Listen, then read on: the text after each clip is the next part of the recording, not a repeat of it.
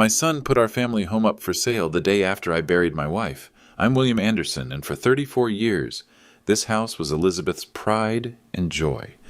What Christopher didn't know was that Elizabeth had been planning for this exact moment, and the $35 million inheritance he thought was his had strings attached that would change everything. The way he treated her memory in those final months told me everything I needed to know about his character. So I stayed silent. I watched. I waited. And I let him dig his own grave. See, some people think grief makes you weak. They're wrong. Grief can make you very, very patient. And when you're dealing with someone who mistakes your silence for stupidity, patience becomes your greatest weapon. If you're watching this, please subscribe and let me know where you're watching from. Because this story is about more than money. It's about what happens when greed meets a mother's love that extends beyond the grave. Elizabeth passed away on March 15th, 2023. Cancer. 3 years of fighting, 3 years of me holding her hand through chemo, 3 years of Christopher showing up maybe twice a month if we were lucky. The funeral was on March 22nd. Christopher rushed through the whole thing. "Dad, we need to keep this moving," he kept saying. "People have places to be." Elizabeth had wanted a proper service. She'd planned every detail in her final weeks, the hymns, the flowers, even the exact wording for her obituary. But Christopher kept checking his watch. "She's gone, Dad. She can't appreciate the ceremony anyway." That should have been my first warning. 2 weeks later, he started with the suggestions. "Dad, you're 67. You can't handle this much house anymore." Our house is a 1987 colonial that Elizabeth renovated herself. Every room tells a story. The kitchen she redesigned for $28,000 because she loved hosting Christmas dinner. The hand-carved oak banisters she picked out for $3,400 because she said they made the house feel like home. Christopher saw none of it. "It's just wood and drywall, Dad. Mom's not coming back to appreciate it." I tried explaining what the house meant to Elizabeth, how she'd spent months choosing every fixture, every paint color, how she'd drawn detailed sketches of her vision for each room. "That's exactly the problem," Christopher said. "You're holding on to the past. Mom would want you to move forward." Would she? Because Elizabeth and I had talked about this exact scenario. What would happen if Christopher tried to push me around after she was gone? "He doesn't understand sacrifice," she'd told me during one of her hospital stays. "He's never had to fight for anything. Never had to build something from nothing." She was right. Christopher worked in marketing, made decent money, drove a BMW with $589 monthly payments. But he'd never understood what it meant to save every penny to buy your first house, to work double shifts to afford the renovations your wife dreamed about. To him, we were just middle-class people sitting on middle-class money. "Dad, I'm worried about you rattling around in this big house alone." The house is 1,800 square feet, hardly a mansion. "Maybe we should look at some nice retirement communities, something more manageable." More manageable for who? By September, the suggestions became pressure. "Dad, you're being stubborn. This house is worth at least $600,000. You could buy a nice condo and have money left over." He'd already looked up comparable sales, already calculated what he thought I should do with my life. "Christopher, your mother loved this house. Mom's dead, Dad." Just like that. No emotion, no respect. Mom's dead. End of discussion. That's when I knew Elizabeth had been right to worry. In October, he brought up retirement planning. "Dad, I don't think you understand how expensive care can get. If you need assisted living someday, this house equity could make the difference." Notice how he said, "could make the difference," not "would help you." Like my future care was somehow his financial burden to manage. "I'm perfectly capable of managing my own finances, son." "Are you? When's the last time you balanced a checkbook? When's the last time you even looked at your investment portfolio?" I'd been balancing checkbooks since before he was born, but Christopher saw an old man who'd worked with his hands his whole life, an electrician who couldn't possibly understand modern finance. "Dad, I'm trying to help you here, but you're being emotional about this house. You need to think logically." Logically. As if love and respect were somehow illogical concepts. That's when Christopher made his biggest mistake. He started acting like Elizabeth's death was somehow my fault for being too sentimental. But I wasn't being sentimental. I was being patient. Because Elizabeth had taught me something Christopher never learned. Sometimes the most powerful thing you can do is let someone else reveal exactly who they are. By November, Christopher stopped asking and started telling, "Dad, I've been thinking, this house is too much for you. I'm going to help you sell it. Help me." Like I was some confused old man who couldn't handle his own affairs. "Christopher, I'm not ready to sell." "Ready? Dad, Mom's been gone 8 months. How long are you going to live in the past?" That night, I went up to Elizabeth's craft room. She'd kept it exactly the way she wanted, organized, purposeful, beautiful. And hidden in her desk drawer, I found something that made everything clear. A leather portfolio with house plans written in Elizabeth's handwriting. Inside were over 100 pages of notes, sketches, and plans, not just for our house, but for houses she'd dreamed of designing. Detailed architectural drawings, material specifications, cost breakdowns for everything from foundation work to finished carpentry. Elizabeth hadn't just renovated our house. She'd studied design like she was preparing for something bigger. On the last page, dated January 2023, 2 months before she died, she'd written, "This house is my masterpiece. Every room tells our story. If Christopher can't see that, he doesn't deserve to inherit it." My hands shook reading those words. Elizabeth had known. She'd seen what I was starting to see, that Christopher looked at our life together as something to be liquidated, not honored. The next morning, Christopher called. "Dad, I drove by yesterday. The gutters need work, and the driveway has cracks. You're looking at thousands in maintenance costs. Thousands. Like that was some insurmountable problem." "Dad, I'm serious. This house is becoming a liability. Mom wouldn't want you stressed about money." But Elizabeth had left detailed maintenance notes, too. Instructions for everything from seasonal gutter cleaning to annual HVAC servicing. She'd even budgeted for future repairs. She'd planned for everything except her son, treating her legacy like a burden. "Christopher, your mother put her heart into this house. Dad, heart doesn't pay for roof repairs." That's when I realized we weren't just talking about a house anymore. We were talking about whether Elizabeth's dreams mattered now that she couldn't defend them herself. In December, Christopher escalated again. "Dad, I talked to a real estate agent, Janet Morrison from Coldwell Banker. She thinks we could list for $680, maybe $700 if we stage it right." "We," like he owned half the house. "You had no right to contact an agent." "Dad, I'm trying to be proactive here. The market's good right now, but it won't stay that way forever." Proactive. Christopher's favorite word for overstepping boundaries. "I also talked to a financial advisor, Tom Mitchell, downtown. He could help you invest the proceeds properly." Another stranger Christopher had brought into our business without asking. "Christopher, I don't need a financial advisor." "Dad, with respect, you worked as an electrician for 40 years. Tom handles portfolios worth millions. He knows things you don't." There it was, the condescension Elizabeth had worried about. Christopher didn't just think I was old. He thought I was stupid. But Elizabeth's portfolio contained something else Christopher didn't know about. A business card tucked between her drawings. David Coleman, estate planning attorney. On the back, Elizabeth had written, "Bill, if anything happens to me, call David immediately. Don't let Christopher pressure you into anything. Trust the plan." The plan. "What plan?" I called David that afternoon. "Mr. Anderson, I've been waiting for your call. Elizabeth said you might need guidance when Christopher started pushing about the house." Elizabeth had predicted this entire situation. "She was very specific about her concerns," David continued. "Would you be available to meet next week? There are some documents she wanted you to see. Documents Elizabeth had prepared without telling me. Plans she'd made while I was focused on her medical care." That evening, Christopher called again. "Dad, I scheduled a showing for this weekend. Janet wants to get some professional photos." "You what?" "Dad, calm down. It's just photos. We need to see what we're working with." "We, always we." "Christopher, cancel that showing." "Dad, be reasonable. Janet's doing this as a favor. Do you know how hard it is to get a good agent during the holidays?" Reasonable. Christopher's second favorite word for getting his way. I said cancel it. "Dad, I'm trying to help you here, but you're being impossible." Impossible.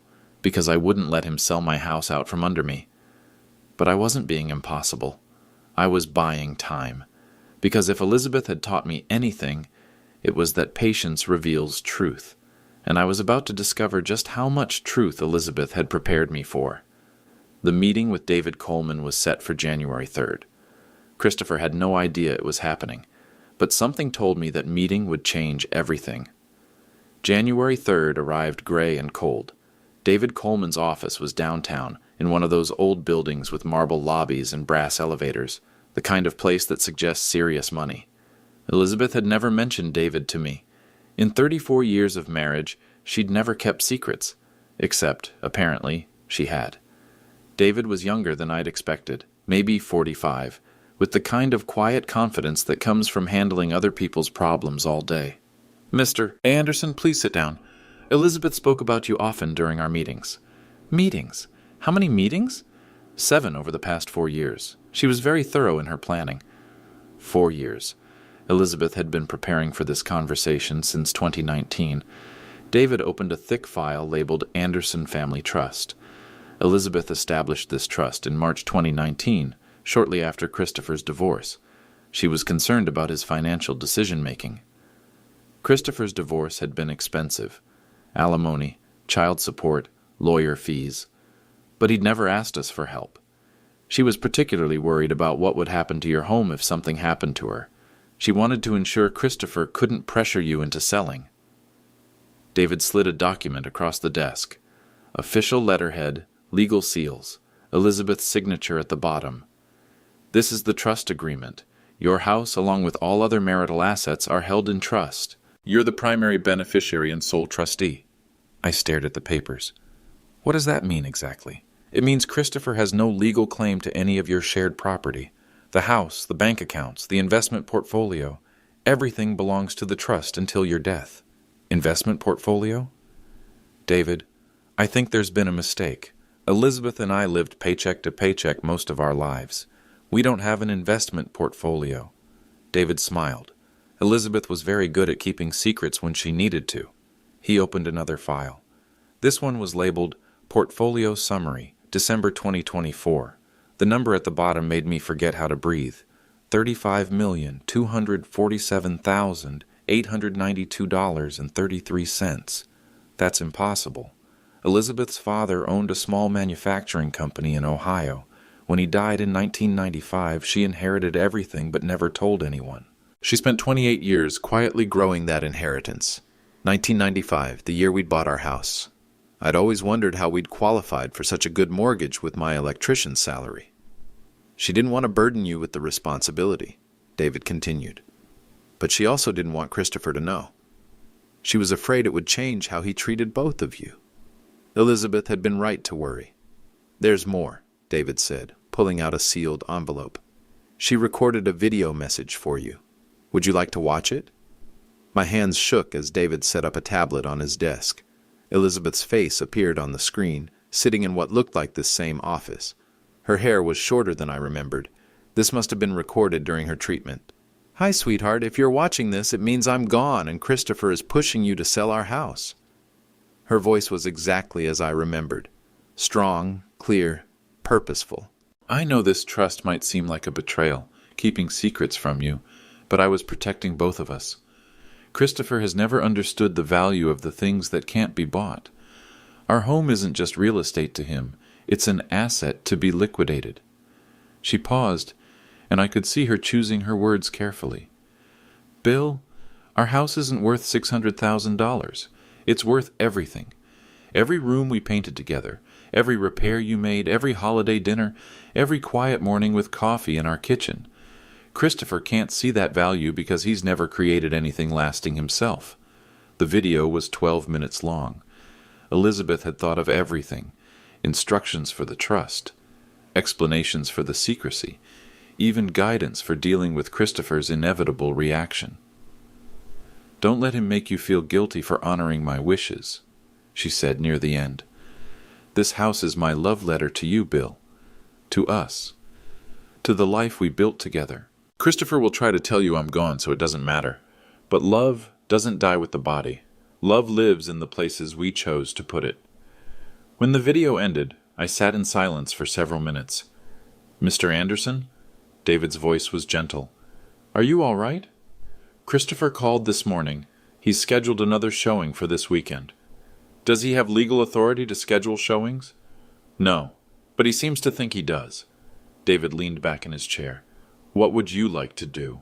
I thought about Elizabeth's words, about Christopher's contempt for our life together, about his rush through her funeral, his dismissal of her dreams, his eagerness to turn our love story into a real estate transaction.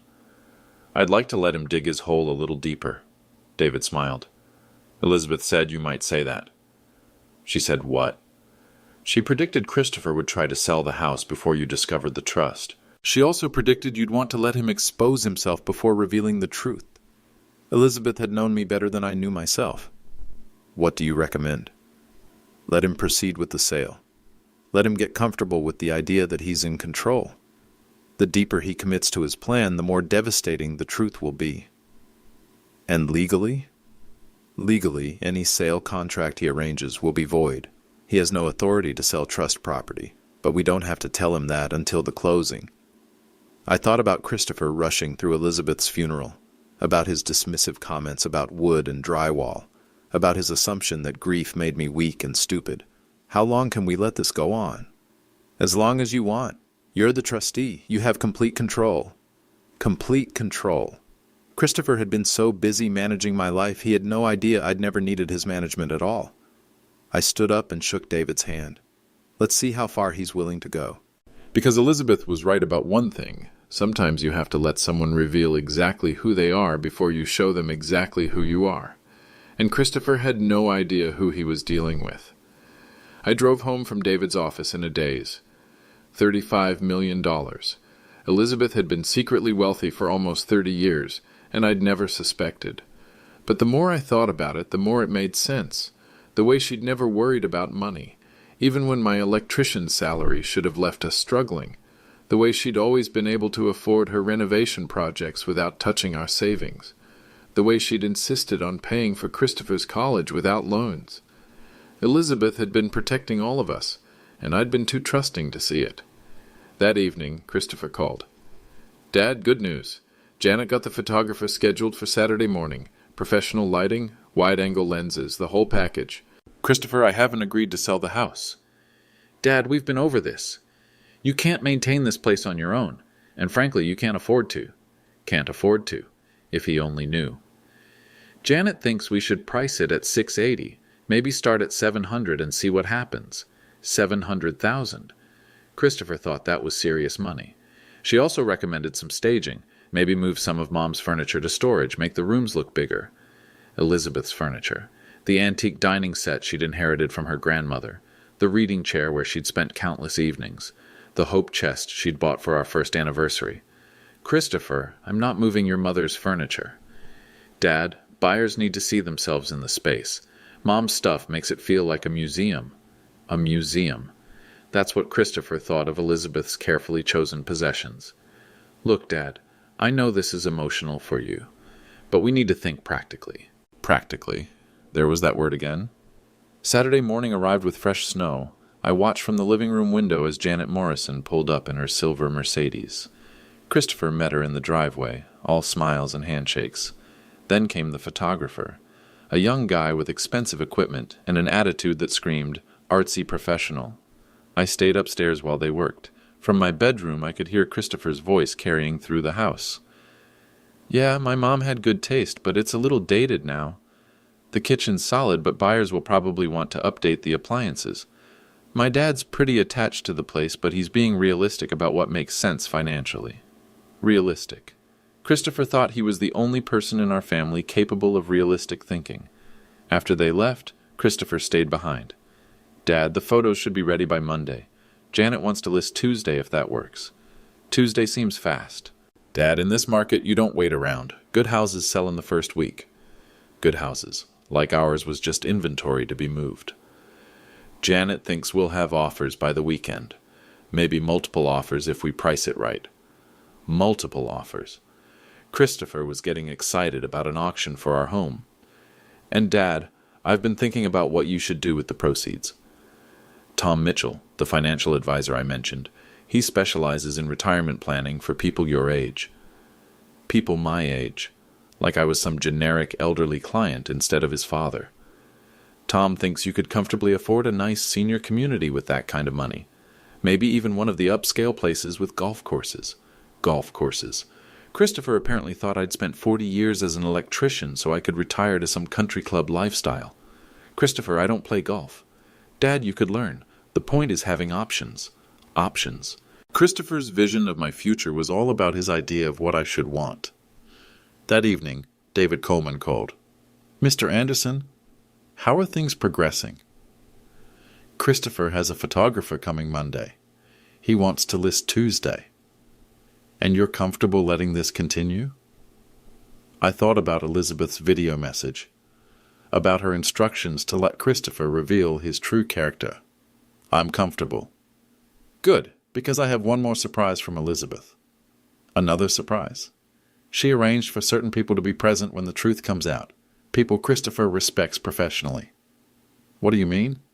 Let's just say Elizabeth wanted witnesses when justice finally arrives. Elizabeth had planned for everything, including Christopher's humiliation. Mr. Anderson, are you ready for what's coming?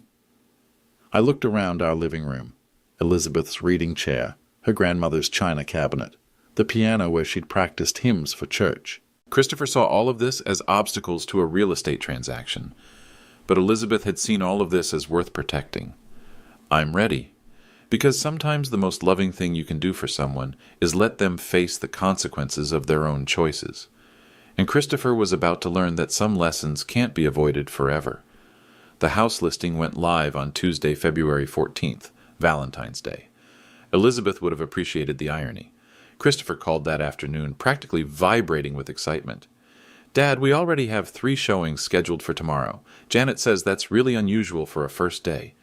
3 strangers would be walking through Elizabeth's home, evaluating her life's work like a commodity. And Dad, there's already some online interest. The virtual tour Janet posted has gotten 47 views since this morning. 47 people scrolling through photos of our bedroom, our kitchen, our living room, places where Elizabeth and I had shared 34 years of private moments. Janet thinks we might have offers by the weekend. The weekend. Elizabeth had been dead for 11 months, and Christopher was already counting down to turning our home into cash.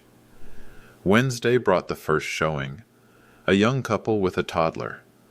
I watched from the upstairs window as Janet Morrison led them around our property, pointing out features like she was conducting a tour. The mature landscaping really adds value, I heard her tell them as they examined Elizabeth's garden. Mature landscaping. Elizabeth had spent 15 years carefully choosing and nurturing every plant, every flower, every tree. To Janet Morrison, it was just mature landscaping. Christopher joined the tour halfway through, coming in from work during his lunch break. Yeah, my parents bought this place in '87, he told the couple as they stood in our living room. It's got good bones, but obviously it needs updating. Good bones. Needs updating. Like Elizabeth's choices were somehow inadequate for modern living. The kitchen's functional, but most buyers today want more open concept, Christopher continued. You could probably take down this wall here and really open up the space. That wall separated Elizabeth's kitchen from her dining room. She'd specifically chosen the layout because she liked having distinct spaces for cooking and entertaining. And upstairs, the master bedroom is decent-sized, but you might want to combine it with the spare room to create a proper suite. The spare room where Elizabeth had kept her craft supplies, where she'd worked on her design sketches, where she'd planned the renovations that Christopher now described as dated. After the couple left, Christopher stayed behind. Dad, they seemed really interested. Janet thinks they'll make an offer. Christopher, that couple wants to tear down walls your mother specifically chose. Dad, that's what buyers do. That's what? They make houses work for their lives, not live around someone else's choices. Someone else's choices. He was talking about his own mother. Thursday brought 2 more showings, a retired couple looking to downsize, and a real estate investor who spent most of his time measuring rooms and taking notes about renovation potential. The investor was particularly brutal. This kitchen layout is really inefficient, he told Janet while I listened from the next room. You'd have to gut the whole thing to make it competitive. Gut the whole thing. Elizabeth's $28,000 renovation dismissed with casual cruelty. And these built-in shelves in the living room, total waste of space.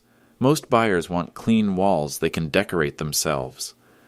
Those built-in shelves held Elizabeth's books, her collection of design magazines, the small treasures she'd gathered over decades of making our house a home. Christopher nodded along with every criticism. Yeah, my parents had very specific tastes, he told the investor. Most buyers today want something more neutral. Specific tastes.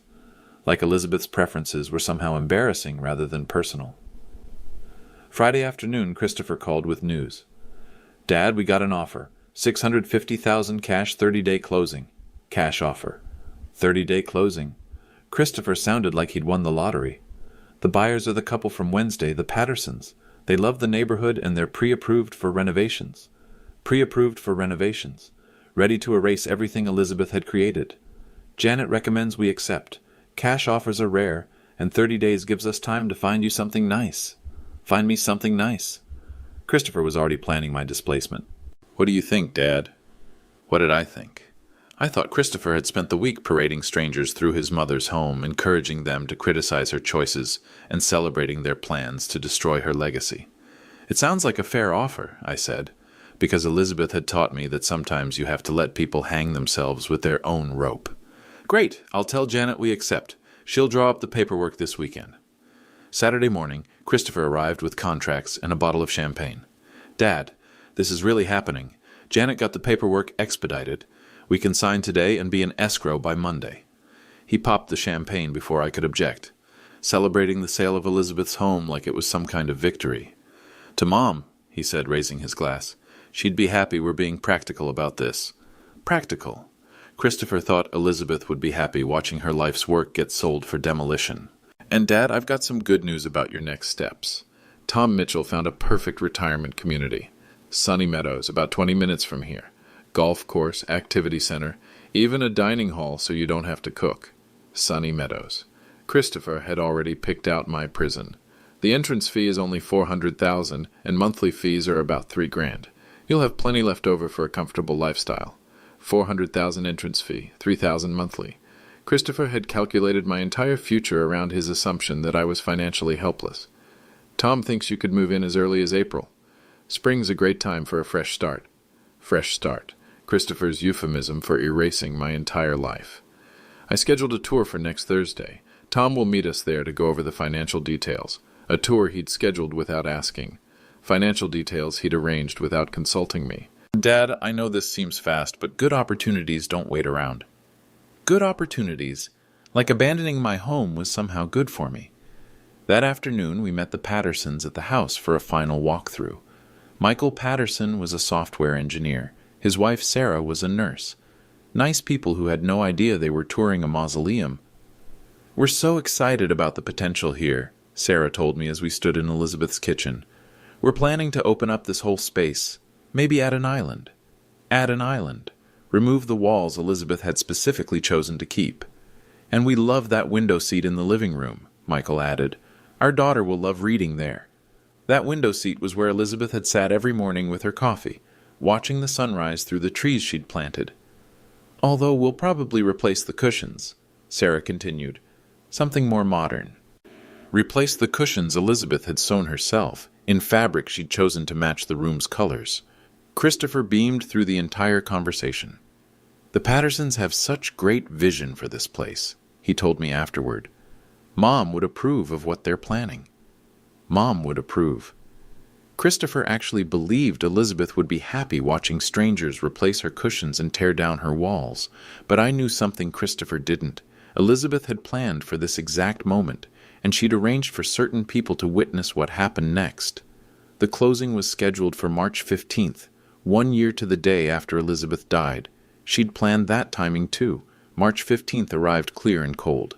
Exactly 1 year since Elizabeth's death. The closing was scheduled for 10 a.m. at Premier Title Company downtown. Christopher picked me up at 9:30, practically bouncing with excitement.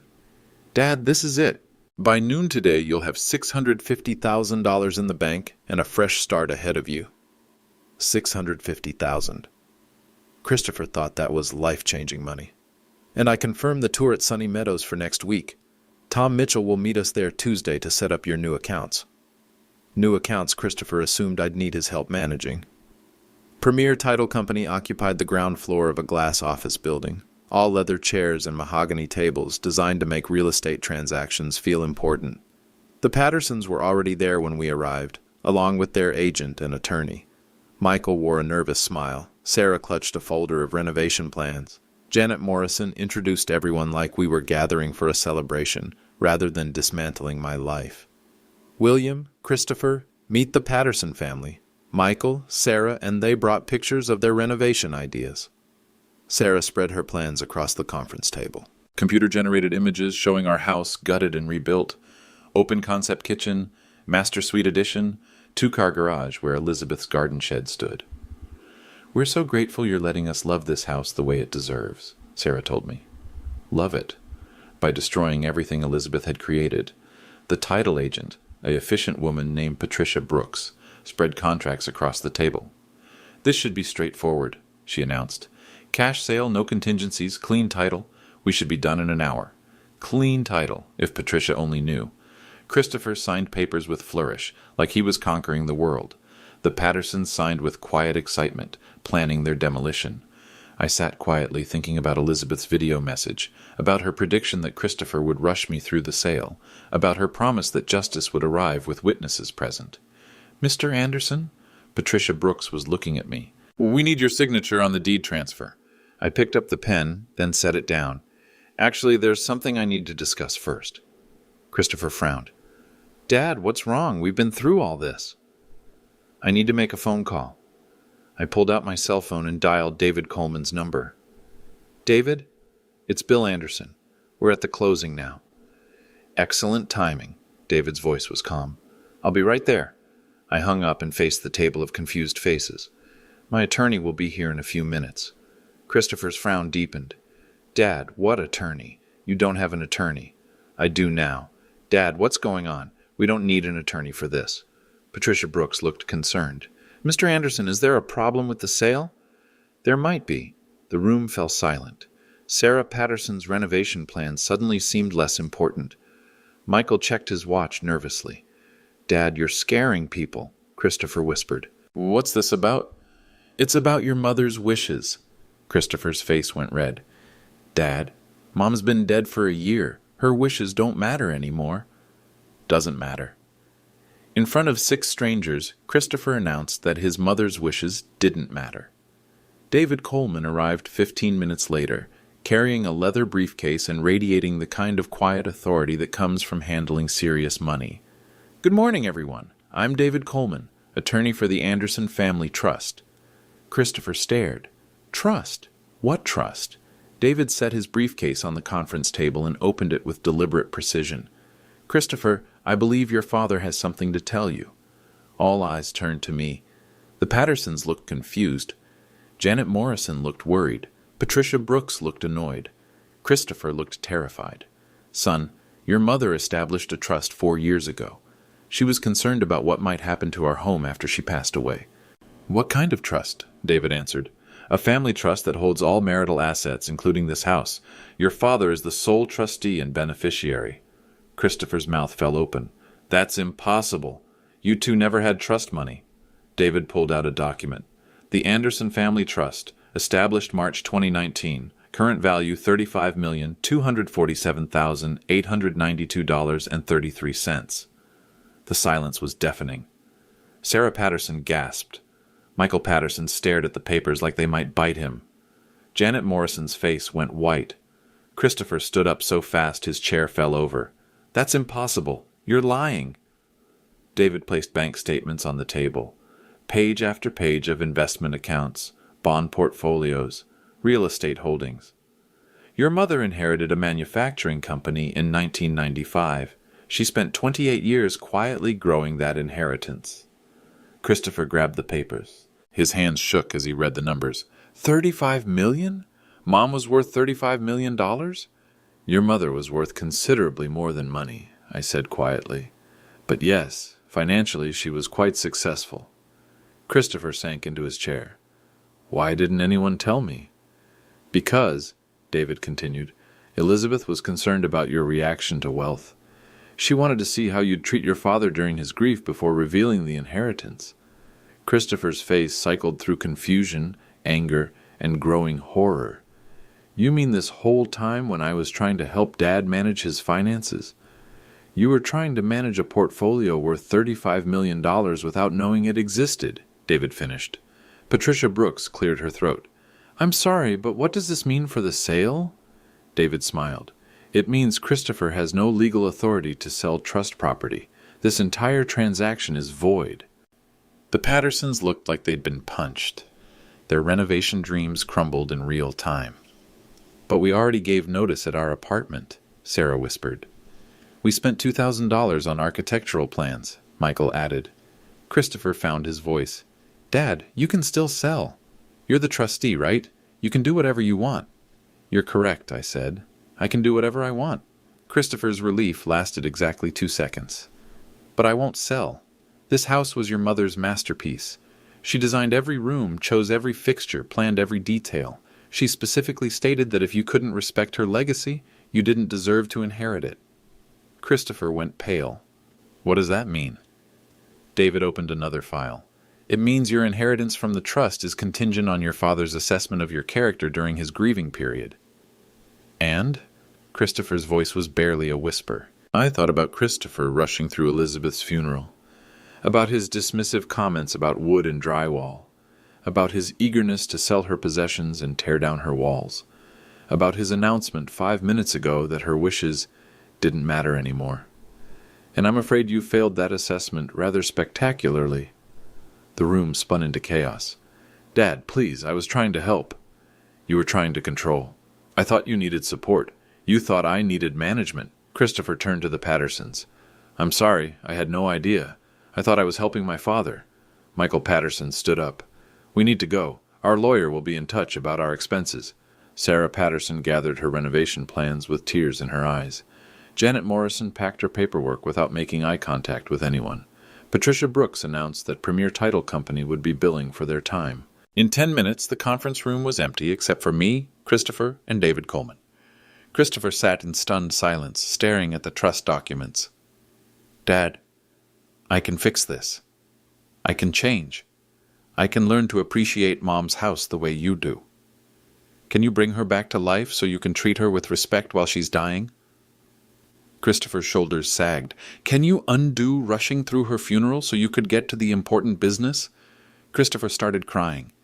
Can you take back telling strangers that her design choices were dated and needed updating? Christopher sobbed. Can you apologize to your mother for announcing that her wishes don't matter because she's dead? Christopher couldn't speak.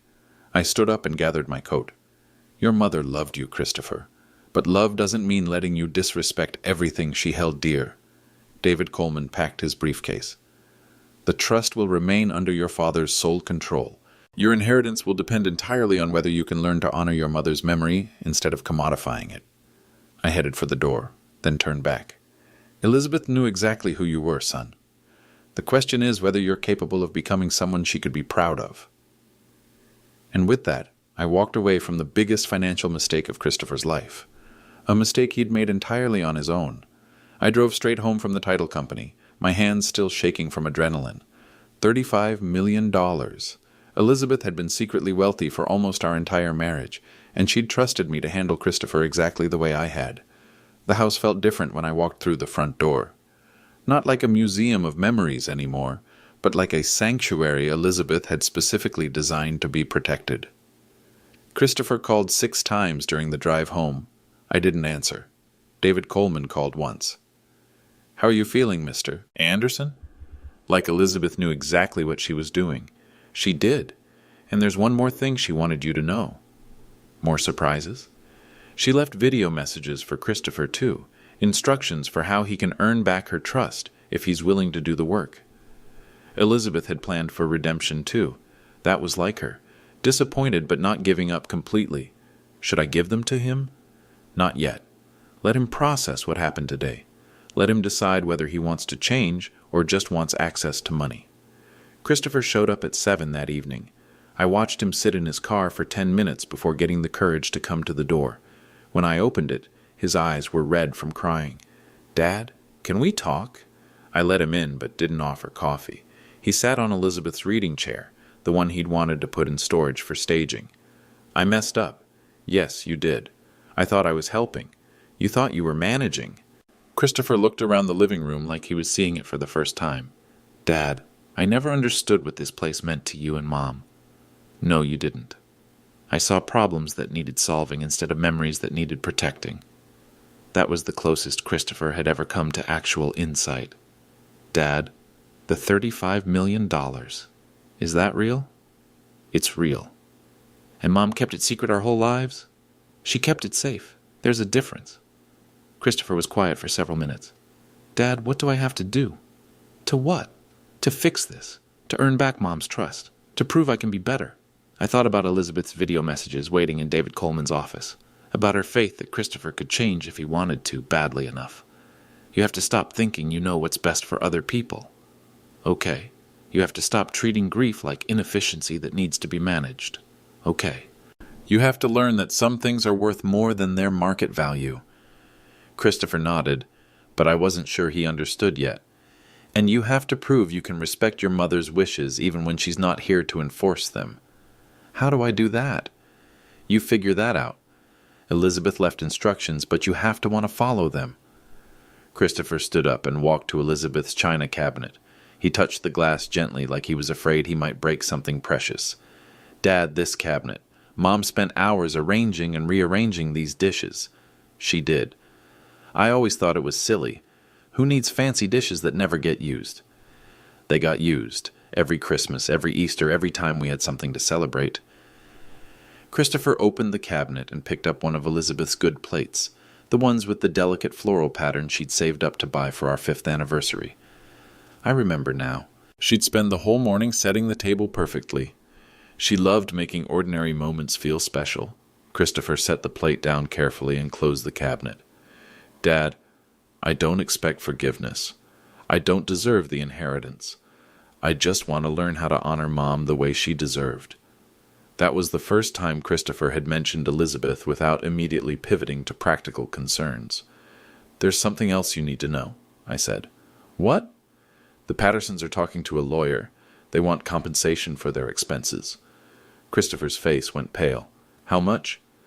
Architectural plans, moving costs, storage fees for their apartment stuff. Maybe $10,000.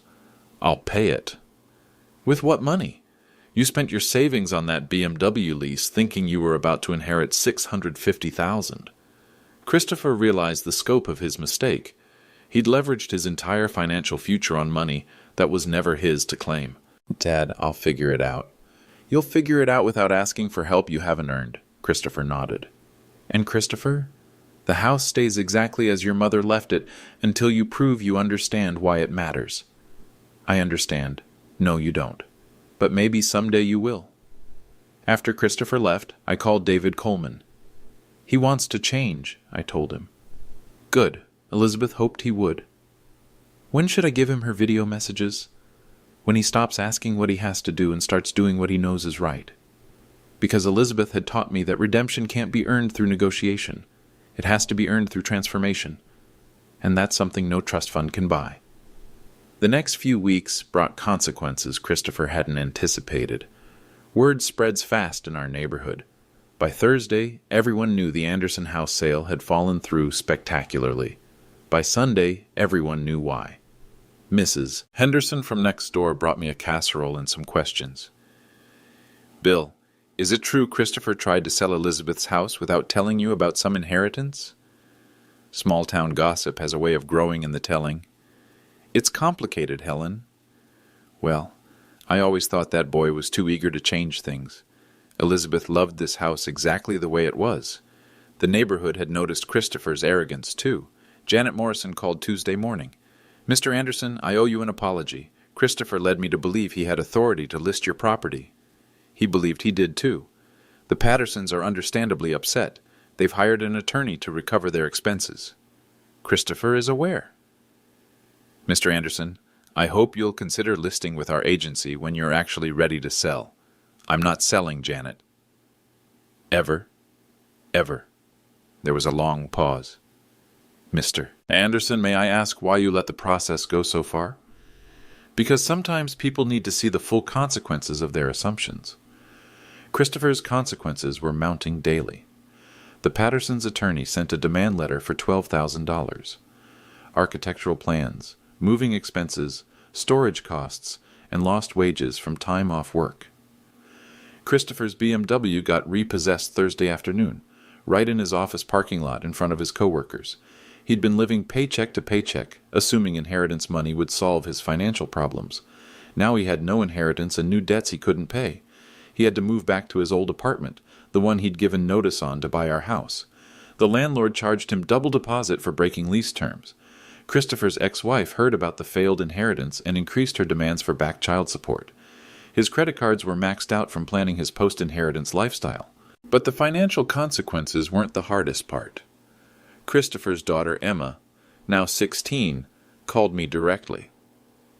"Grandpa Bill, what really happened with Dad in the house?" Emma was smart enough to ask for the real story. "Your father made some assumptions about money that turned out to be wrong. Dad told me Grandma Elizabeth left us millions of dollars, but you're keeping it from him." Christopher was still trying to manage the narrative. "Emma, your grandmother left instructions about how her money should be handled. Your father didn't follow those instructions." "What kind of instructions?" "Instructions about respecting people's wishes even after they're gone." Emma was quiet for a long time. "Grandpa, Dad tried to get me to talk to you about the inheritance. He wanted me to convince you to share it." That was a new low, even for Christopher. "What did you tell him?" "I told him Grandma Elizabeth was the smartest person I knew, and if she had concerns about his judgment, maybe he should listen instead of arguing."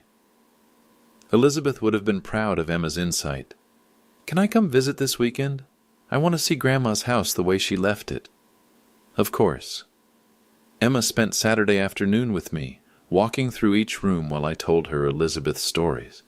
The kitchen renovation that took 6 months because Elizabeth insisted on finding the perfect cabinet hardware. The reading nook she'd designed specifically for quiet afternoons. The craft room where she'd planned projects for Emma's future children. "Dad wanted to tear down walls in here," Emma said, standing in Elizabeth's craft room. "He didn't understand what they were for. Grandma always said every room should have a purpose and a story. She did."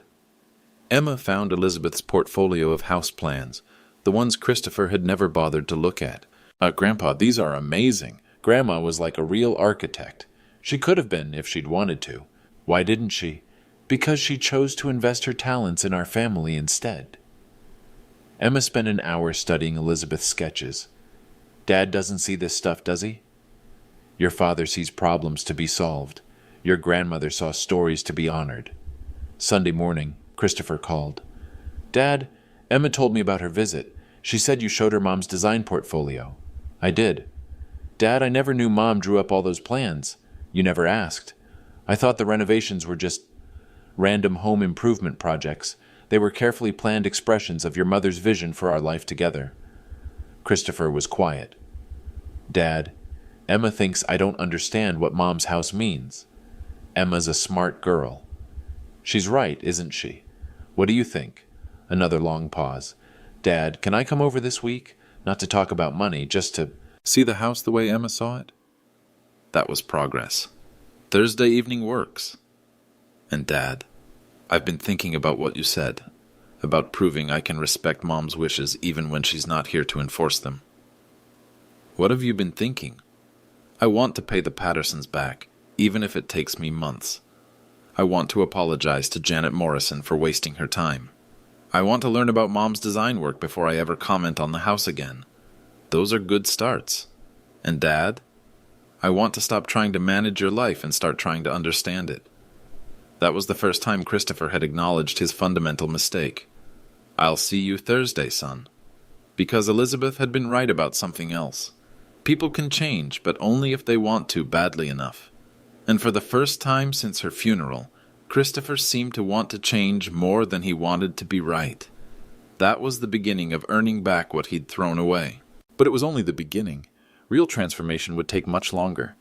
6 months later, Christopher has kept every promise he made. He paid the Pattersons back in full, working overtime and selling his golf clubs to cover the debt. He apologized to Janet Morrison and offered to pay her wasted commission from his own pocket. Most importantly, he spent 20 hours studying Elizabeth's design portfolio before setting foot in our house again. When he finally came for that visit, He walked through each room like he was meeting his mother for the first time. "Dad, I never realized Mom planned the sightlines from the kitchen to the garden so she could watch birds while doing dishes. She loved those cardinals. And this reading nook, the way she positioned it to catch afternoon light but stay private from the street. She read there every day for 15 years. Christopher touched the window seat cushions Elizabeth had sewn. I wanted to replace these. I thought they looked dated. They're not dated. They're loved." Christopher understood the difference now. David Coleman finally gave Christopher Elizabeth's video messages last month. Instructions for earning back trust, step by step, year by year.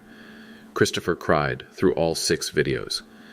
Elizabeth had believed in his capacity for growth, even when he couldn't see it himself. The inheritance remains in trust. Christopher won't gain access until he completes Elizabeth's requirements, which include 2 years of volunteer work and a written essay about the difference between value and price. But Christopher has stopped asking about the money. "Dad, I don't care if I never inherit anything. I just want to be worthy of Mom's love." That's when I knew Elizabeth's plan had worked. Christopher visits every Sunday now, not to check on my finances or push his agenda, but to hear more stories about his mother's dreams. He's learning to see our house the way Elizabeth saw it, not as real estate, but as a love letter written in wood and stone and careful choices. The trust documents remain locked in David Coleman's office, but trust itself is being rebuilt, one respectful conversation at a time. Elizabeth knew something I'd forgotten. Love doesn't end with death, but it does require honoring in life. Sometimes the most powerful inheritance isn't money. Sometimes it's the wisdom to know the difference between price and value. And Christopher is finally learning that lesson his mother died trying to teach him. If you're watching this story, please let me know where you're watching from, because this story proves that it's never too late to learn respect, even when the teacher is no longer here to see the lesson learned.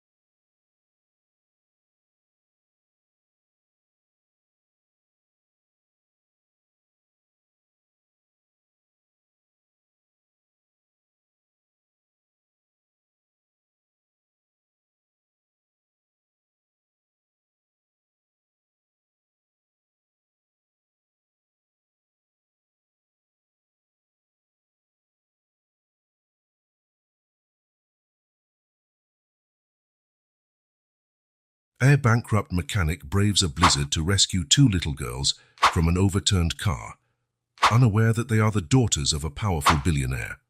The creak of the old screwdriver echoed through the empty garage, a sound as familiar as Jack Anderson's own heartbeat. His calloused hands, silent witnesses to 2 decades of fixing this small town's automotive dreams, trembled slightly as he shut the last drawer of his toolbox. Clank! The metallic clamor reverberated, carrying the weight of 1,000 repairs, 1,000 satisfied customer smiles, and now 1,000 broken dreams. Jack, his 40 years etched into every premature crease on his face, looked around the garage. The walls, once vibrant with posters of classic cars and photos of beaming customers, now seemed faded, as if life itself had been drained from that space, along with his hopes. A howling wind slipped through a crack in the window, bringing the first snowflake with it. The storm was coming. Final call for all drivers. The biggest blizzard in the last 30 years is on its way. I repeat, the biggest blizzard in 3 decades. Stay home, folks. The radio announcer's shrill voice cut through the garage's sepulchral silence. Jack frowned, his eyes instinctively darting to the crooked calendar on the wall. The dates scrawled in red seemed to shout at him. Late payment. Final notice. Eviction imminent. With a heavy sigh, Jack grabbed his worn coat from the rack. The fabric, patched so many times it was hard to tell the original color, draped over his shoulders like an old friend. Reaching into the pocket, his fingers brushed against a few crumpled bills. He pulled them out, counting slowly. 1, 2, 3, $43. Everything he had left. It'll have to be enough, he muttered to himself, his voice rough from days without conversation. As he closed the shop door, the squeak of the hinges sounded like a lament. Jack hesitated, his hand hovering over the lock. For a moment, he glimpsed a younger version of himself, brimming with hope and ambition, opening that same door for the first time. The contrast with the man he was now, weighed down by unspeakable losses, was too painful to bear. Click! The lock sealed more than just the door. It sealed a chapter of his life. Jack walked over to his 1995 Ford pickup, a roaming testament to his skill as a mechanic. The truck, which should have been scrapped years ago, still purred like a satisfied cat thanks to his expert hands. Once he settled into the driver's seat, his eyes were immediately drawn to the photo taped to the dashboard. Sarah, with her radiant smile, looked back at him. Time had faded the image, but the memory of her laughter, the warmth of her touch, the light in her eyes remained vivid and painful. "Oh, Sarah," Jack whispered, tracing the outline of her face in the photograph with his fingers. "What I wouldn't give to hear your voice one more time." A flashback struck him like a punch to the gut. Sarah, pale and weak, lying in a hospital bed, her once melodious voice now barely a whisper. "Jack, honey, promise me you won't give up, no matter what happens." Of course he had promised. How could he deny her anything? But things had gotten so hard since then. The closure of Central Hospital, where Sarah had her treatment, was the beginning of the end. The transfer to a hospital in another town, the astronomical costs, the endless commutes, and then, 6 months later, the inevitable. Jack shook his head, trying to shove the painful memories aside. He had a mission now, to get supplies before the storm isolated them completely. The pickup protested as he turned the key, coughing and sputtering before finally roaring to life. Jack patted the dashboard affectionately. "Come on, girl. One more adventure." The streets of the small town of Millbrook were almost deserted. A few stragglers dashed from store to store, arms loaded with provisions. The sky, a threatening grey, seemed to press down on the land, as though aiming to crush the town under its weight. Jack navigated carefully through increasingly slippery roads. Each turn brought a new memory. There was the park where he and Sarah used to picnic on Sundays. Further ahead, the flower shop where he bought daisies for her every Friday. And there, looming vacant and foreboding, stood the abandoned building that used to be Central Hospital. His heart clenched as he passed the hospital. The empty windows seemed to glare at him accusingly, as if asking, "Why didn't you do more? Why didn't you fight harder?" Jack looked away, focusing on the road ahead. He couldn't change the past, but maybe, just maybe, he could still do something about the future. The grocery store was chaos. People were shoving overloaded carts, arguing over cans of beans and toilet paper packs. Jack drifted through the aisles like a ghost, picking up only the essentials, a few cans of soup, a loaf of bread, candles. While standing in the checkout line, his gaze fell on a small box of chocolates. Sarah loved chocolates. On impulse, he grabbed it, adding it to his modest haul. "That'll be $41.75, sir," said the young cashier, her face a mask of exhaustion. Jack handed over the crumpled bills, receiving a few coins in return. He stared at them in his palm. $1.25. All that stood between him and total bankruptcy. Exiting the store, the biting wind hit him like a slap. Snow now fell heavily, turning the world into a white blur. Jack pulled his coat tighter, rushing to his pickup. Seated once again in the relative shelter of his old truck, Jack let out a trembling sigh. The weight of it all, the closed garage, unpaid bills, crushing loneliness, threatened to choke him. His eyes returned to Sarah's photo. Her smile, frozen in time, seemed to challenge him to keep going, not to give up. "I promised, didn't I?" Jack murmured, his voice tight.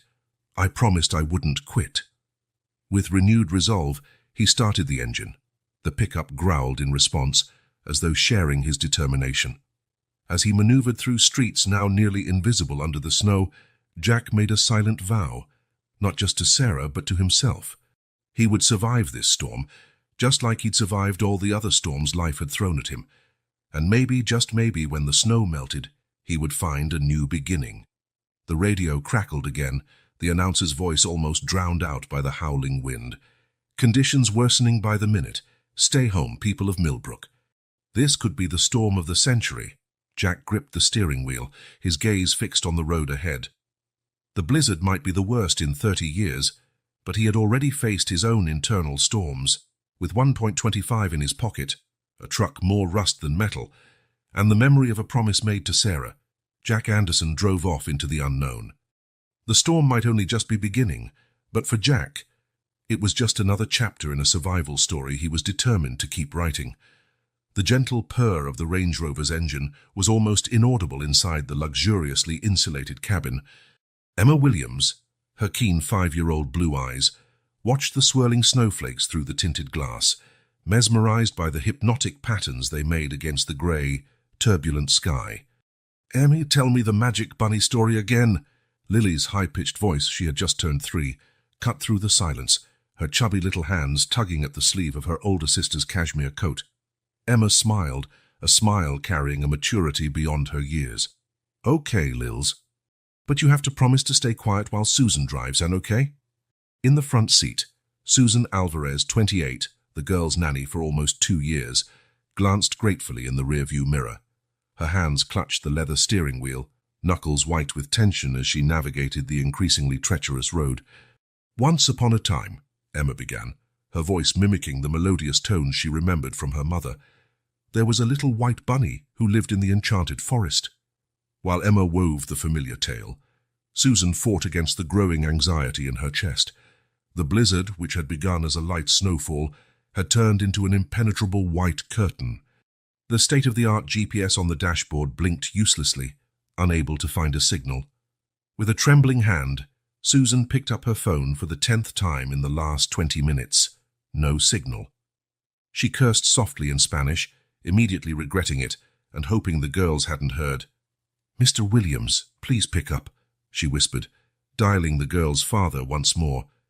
Michael Williams, a tech mogul billionaire and reluctant single dad, was in a business meeting on the other side of the world.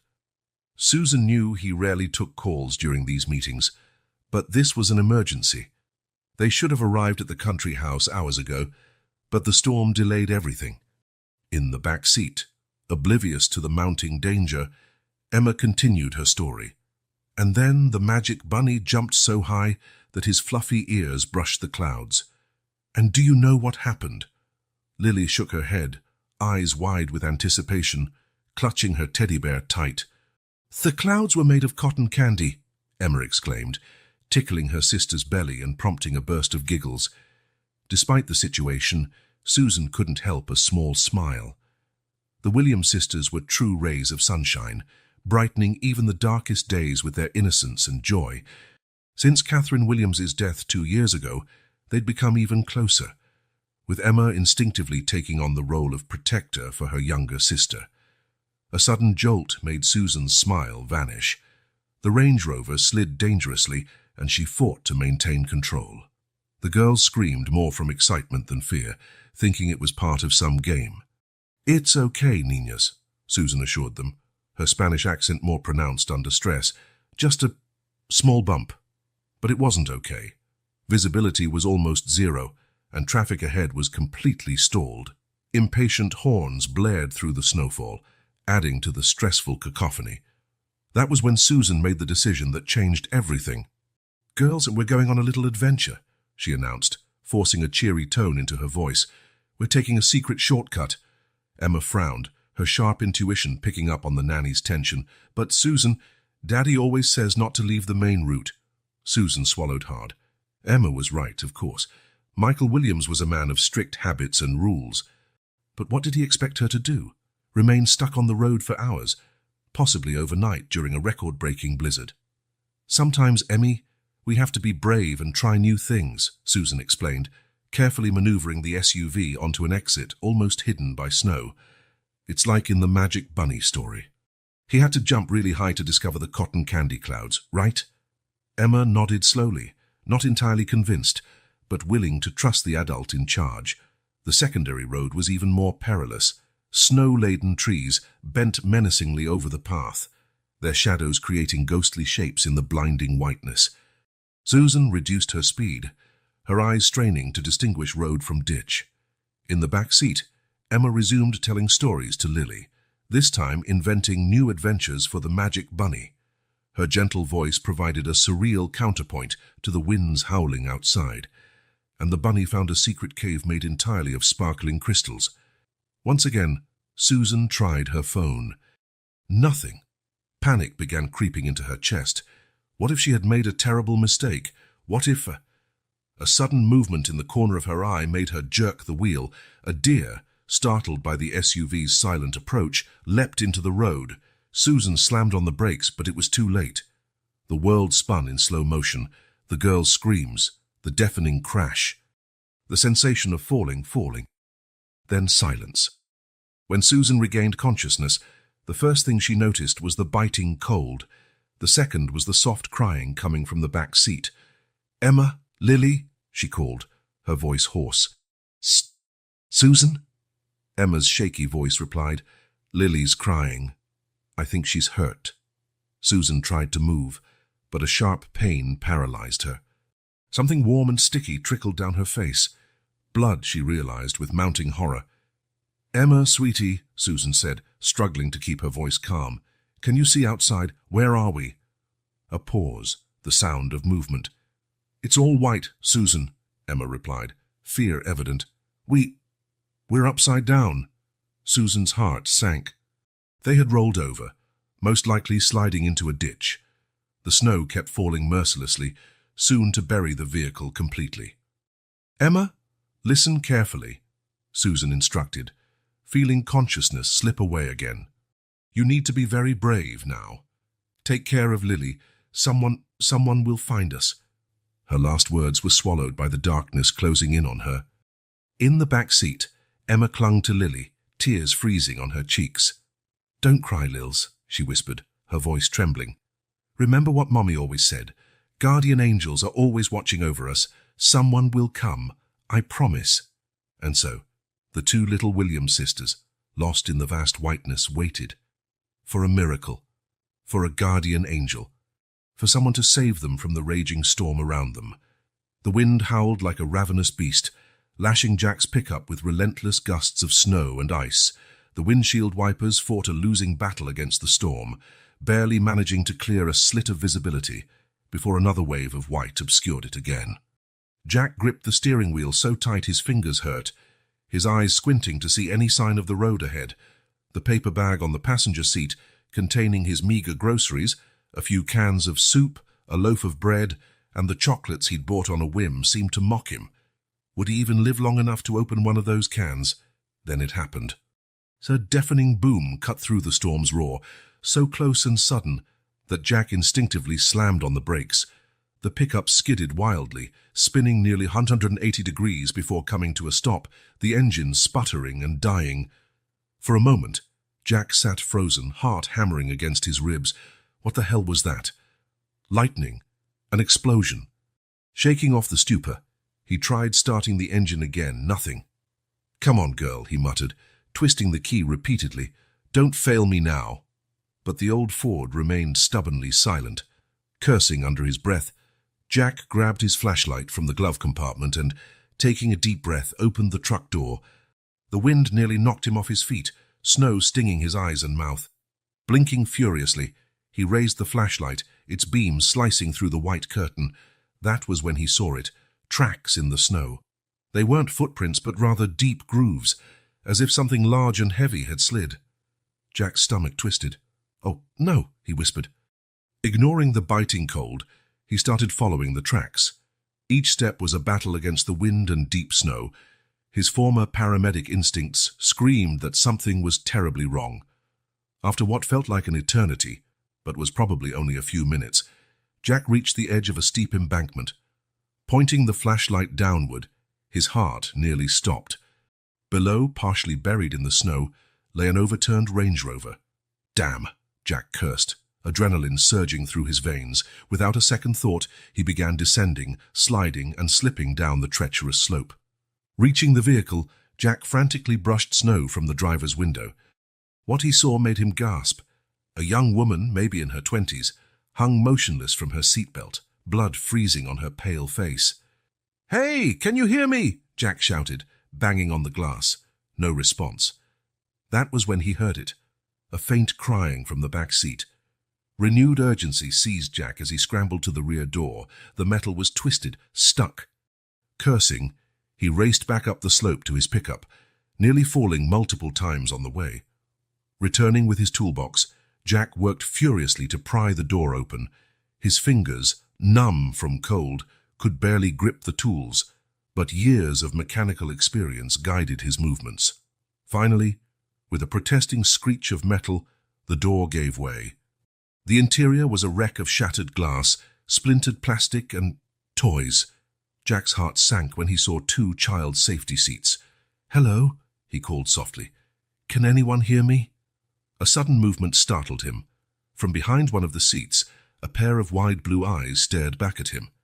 "Who are you?" a small voice asked, trembling but defiant. Jack let out a sigh of relief. "My name's Jack. I'm here to help.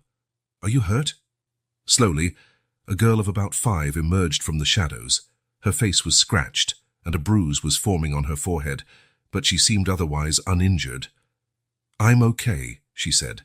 Then her expression shifted to worry. "But Lily, she won't stop crying." That was when Jack noticed the second child, a smaller girl, barely 3, huddled and sobbing softly. "It's all right," Jack said, trying to make his voice as reassuring as possible. "I'm going to get you both out of here. What's your name?" "Emma," the older girl replied. "And she's my sister, Lily." Jack methodically checked the girls for serious injuries.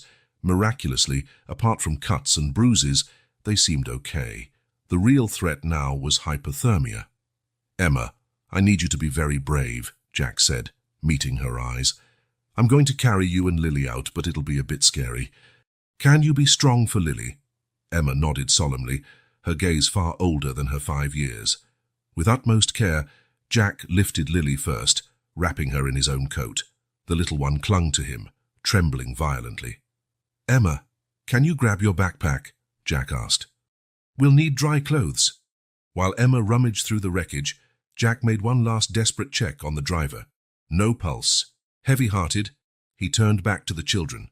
Climbing back up the embankment with 2 small children was a nightmare. The wind seemed determined to knock them down, and the snow made each step a struggle. Jack carried Lily in one arm, using the other to brace himself and help Emma.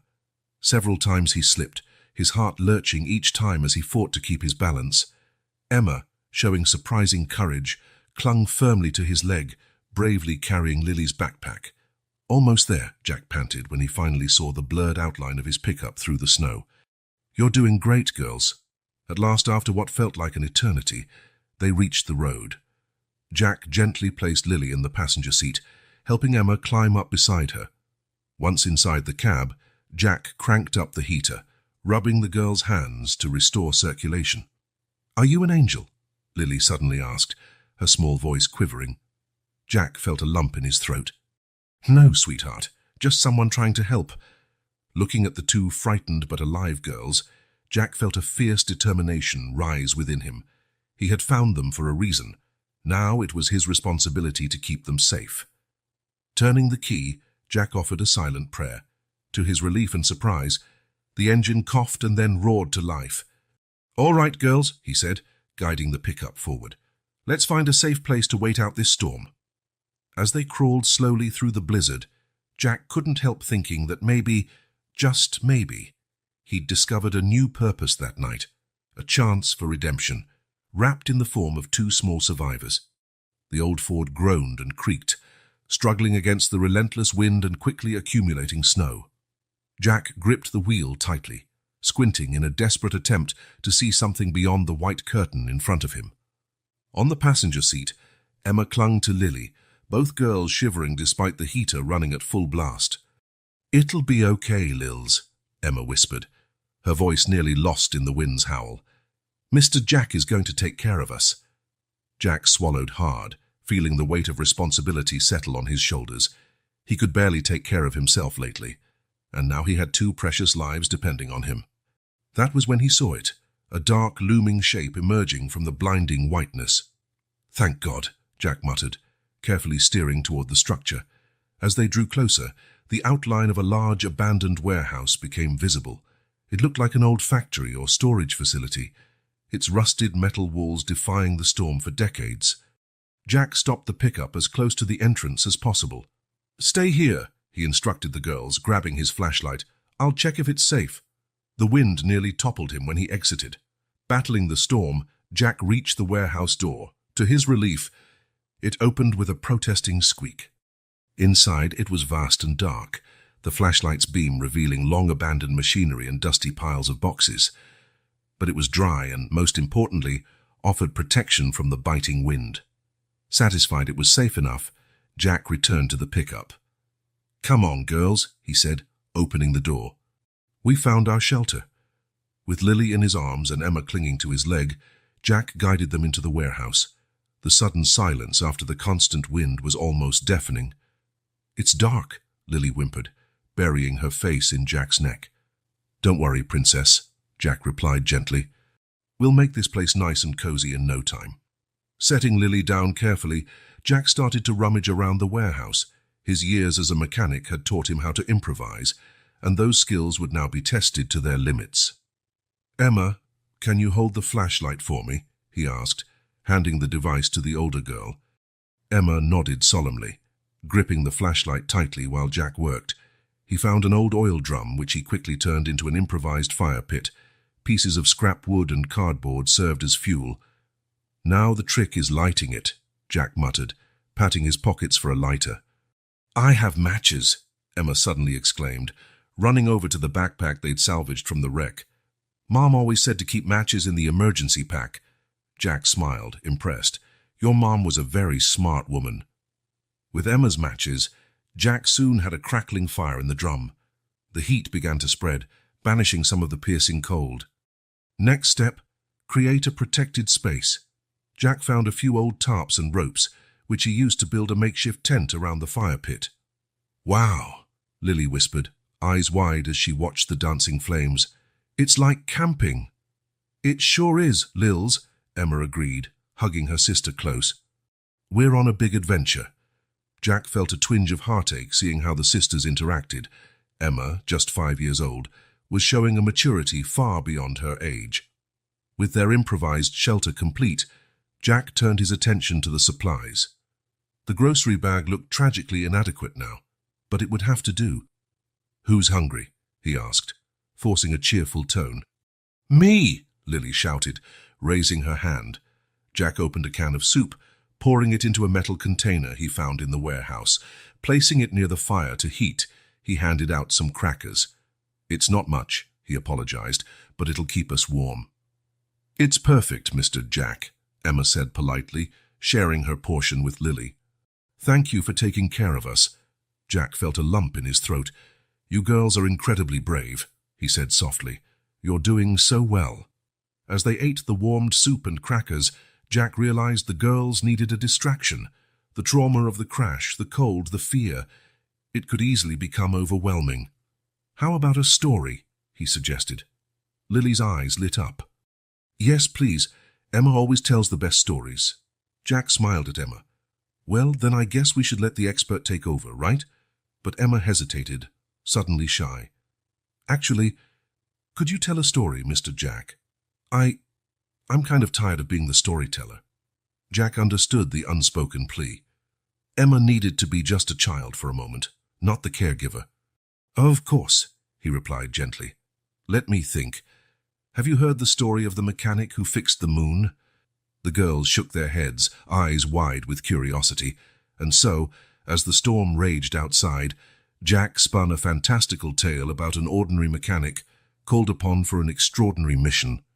He spoke of magical screwdrivers and engine oil that sparkled like stars, of lunar gears and craters that were actually giant loose bolts. The girls listened, captivated, their fears momentarily forgotten. Emma visibly relaxed, allowing herself to be a 5-year-old again. By the time the story ended, Lily was drifting off, curled against her sister. Emma struggled to keep her eyes open. "Get some sleep," Jack said softly. "I'll keep watch." Emma nodded sleepily. "Thank you, Mr. Jack," she murmured. "You're a great storyteller and a great guardian angel." As the girls slept, Jack fed the fire, his thoughts a jumble of worry and resolve.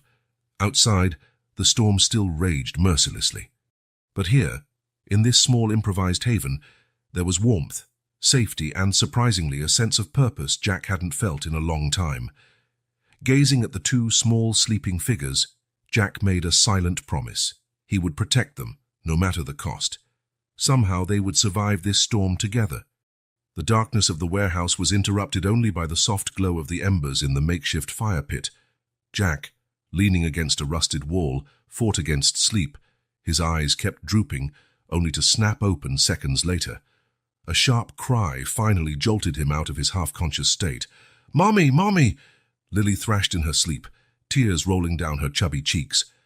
Emma was instantly alert, pulling her younger sister close. "Shh, Lils, it's okay," Emma whispered, her voice trembling slightly. "I'm here." Jack watched with a tightness in his chest as Emma began singing softly. It was a simple lullaby, one he vaguely recognized. "Twinkle, twinkle, little star, how I wonder what you are. Up above the world so high, like a diamond in the sky." Emma's voice, though young and slightly off-key, was filled with love and concern. Gradually, Lily's sobs subsided, and she drifted back into a calmer sleep. "That was Mommy's favorite song," Emma said quietly, noticing Jack's gaze. "She always sang it when we had nightmares." Jack moved closer, careful not to disturb Lily. "You take such good care of your sister, Emma," he said gently. "It must be hard sometimes." Emma shrugged, but Jack could see the burden weighing on her small shoulders. "Someone has to do it," she replied, sounding far older than 5. "Dad, he's always busy." Jack felt a surge of anger toward the girl's absent father. How could someone neglect children this precious? He kept his voice neutral. "Want to talk about it?" Emma hesitated, fiddling with the hem of her shirt. "Dad works a lot. He says it's to give us a good life, but—" She paused, biting her lip. "Sometimes I think he just doesn't want to be home. Everything reminds him of Mommy." Jack nodded empathetically. He knew that pain well, the urge to run from memories. "You know, Emma, sometimes adults don't handle sadness as well as children do." "Did you lose someone too, Mr. Jack?" she asked, her piercing blue eyes locked on his. Jack swallowed hard, caught off guard by the child's insight. "Yes," he admitted. "My wife, Sarah, she passed away a few years ago." "I'm sorry," Emma said softly, placing her small hand on Jack's. The simple gesture nearly broke him. "It's all right," he managed. "You know, when I was a kid, my dad taught me that telling funny stories can help when we're sad. Want to hear one?" Emma nodded eagerly. And even Lily, who had quietly awakened, looked on with curiosity. Jack smiled and began, "When I was about your age, Emma, I decided I wanted to be a superhero." He told them how he'd tied a red towel around his neck as a cape and set out to save the world. His first mission, rescuing the neighbor's cat from a tree. Unfortunately, little Jack ended up stuck in the tree alongside the cat, and the fire department had to rescue both. The girls laughed, their giggles echoing through the empty warehouse. It was the first time Jack had heard them laugh since the accident, and the sound warmed his heart more than any fire could. Encouraged, Jack shared more childhood escapades. The time he tried making pancakes and ended up with flour on the ceiling, or when he and his friends built a spaceship out of cardboard boxes and were disappointed they couldn't actually fly to the moon. Each story brought more laughter, more smiles. Emma visibly relaxed, allowing herself to be a normal 5-year-old instead of the little adult circumstances had forced her to be. "Mr. Jack," Lily asked between giggles, "do you still want to be a superhero?" Jack pretended to ponder. "Well, I guess in a way I still am. After all, I rescued 2 princesses from an ice castle, didn't I?" The girls burst into laughter again, and Jack felt something thaw inside him. How long had it been since he'd laughed like this? How long since he'd felt needed? As the night wore on, the conversation grew calmer. Emma spoke about her school, about how she sometimes felt lonely even when surrounded by other kids. Lily, quieter, occasionally added details to Emma's stories, her eyes shining with adoration for her big sister. Jack listened intently, offering words of comfort and encouragement. He shared more about his own life, his work as a mechanic, the challenges he faced, and the dreams he still harbored. By the time the first rays of sun crept through the cracks in the warehouse walls, Jack realized they had spent the entire night talking. The girls had finally drifted to sleep, Emma protectively holding Lily close. Watching the 2 small figures, Jack felt something he hadn't in a long time. Hope. Somehow, in one of the worst storms he had ever faced, both literally and figuratively, he had found a connection. These girls, with their resilience and innocence, had touched a part of him he thought long dead. For a moment, Jack allowed himself to imagine a different future. One where he wasn't alone, where he had a purpose beyond merely surviving day to day. It was a terrifying and exhilarating thought. Shaking his head, Jack rose quietly to tend the fire. The storm still raged outside, and many challenges lay ahead. But for the first time in years, Jack felt he might be able to face whatever came next. With a final affectionate glance at Emma and Lily, Jack made a silent promise. No matter what happened, he would protect them. Somehow they would survive this storm together.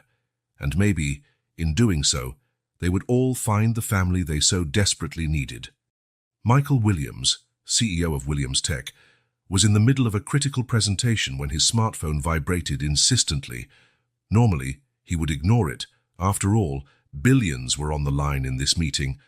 But something made him look. The name flashing on the screen froze his blood. "Home emergency." "Gentlemen, I need a moment," he said, his voice betraying no emotion as he rose from the polished mahogany conference table. In the hallway, away from curious eyes of executives and investors, Michael answered the call. The frantic voice of his housekeeper, Mrs. Patel, hit him like a punch to the gut. "Mr. Williams, the girls, the SUV, the blizzard." Michael's world fell apart in seconds. His daughters, Emma and Lily, were missing in the worst storm in 30 years. Returning to the conference room, Michael barely remembered what he said. Something about a family emergency. The words billions and deal lost all meaning. Within minutes, he was on his private jet racing back home, the storm making the plane rock violently. During the turbulent flight, flashbacks tormented him. Emma, 3 years old, running into his arms when he arrived home from work. Lily, a newborn, her tiny fingers gripping his thumb with surprising strength. And Catherine, his wife, his safe harbor, smiling radiantly as she watched the scene. Then the illness, the devastating diagnosis, months of treatment that felt like years. And finally, the deafening silence after Catherine's passing. Michael squeezed his eyes shut as though he could block the memories, but they came relentlessly. Emma, now 4, asking when Mommy would be back. Lily, crying inconsolably, refusing to sleep without Catherine's lullaby. And he, running away, drowning himself in work, expanding the company, amassing more wealth, as if money could fill the void Catherine left behind. When the plane finally landed, Michael was greeted by a crisis team already mobilized. Preliminary reports, area maps, weather forecasts, everything was a blur. "Sir," an aide approached hesitantly. "The rescue teams are ready, but what?" Michael growled, his patience gone. "The blizzard, sir. It's simply impossible to go out right now. Visibility is 0 and the roads are completely blocked." Michael felt a wave of fury rising inside him. It couldn't be true. He was Michael Williams. He had built an empire from scratch. He had revolutionized the tech industry. He had billions at his disposal. "I don't care what's impossible," he said, his voice dangerously quiet. "Find my daughters. Use helicopters, drones, whatever it takes. Pay double, triple if needed. But find them." The next few hours were a whirlwind of frantic activity. Michael turned his penthouse into an impromptu command center. Giant screens displayed area maps, real-time weather updates, and security camera feeds of the roads, now useless, showing only white static. But as the hours passed, the harsh reality set in. No helicopter could fly in those conditions. Drones were knocked out of the sky by furious winds within minutes. Ground teams got stuck after only a few miles. For the first time in his adult life, Michael Williams felt utterly powerless.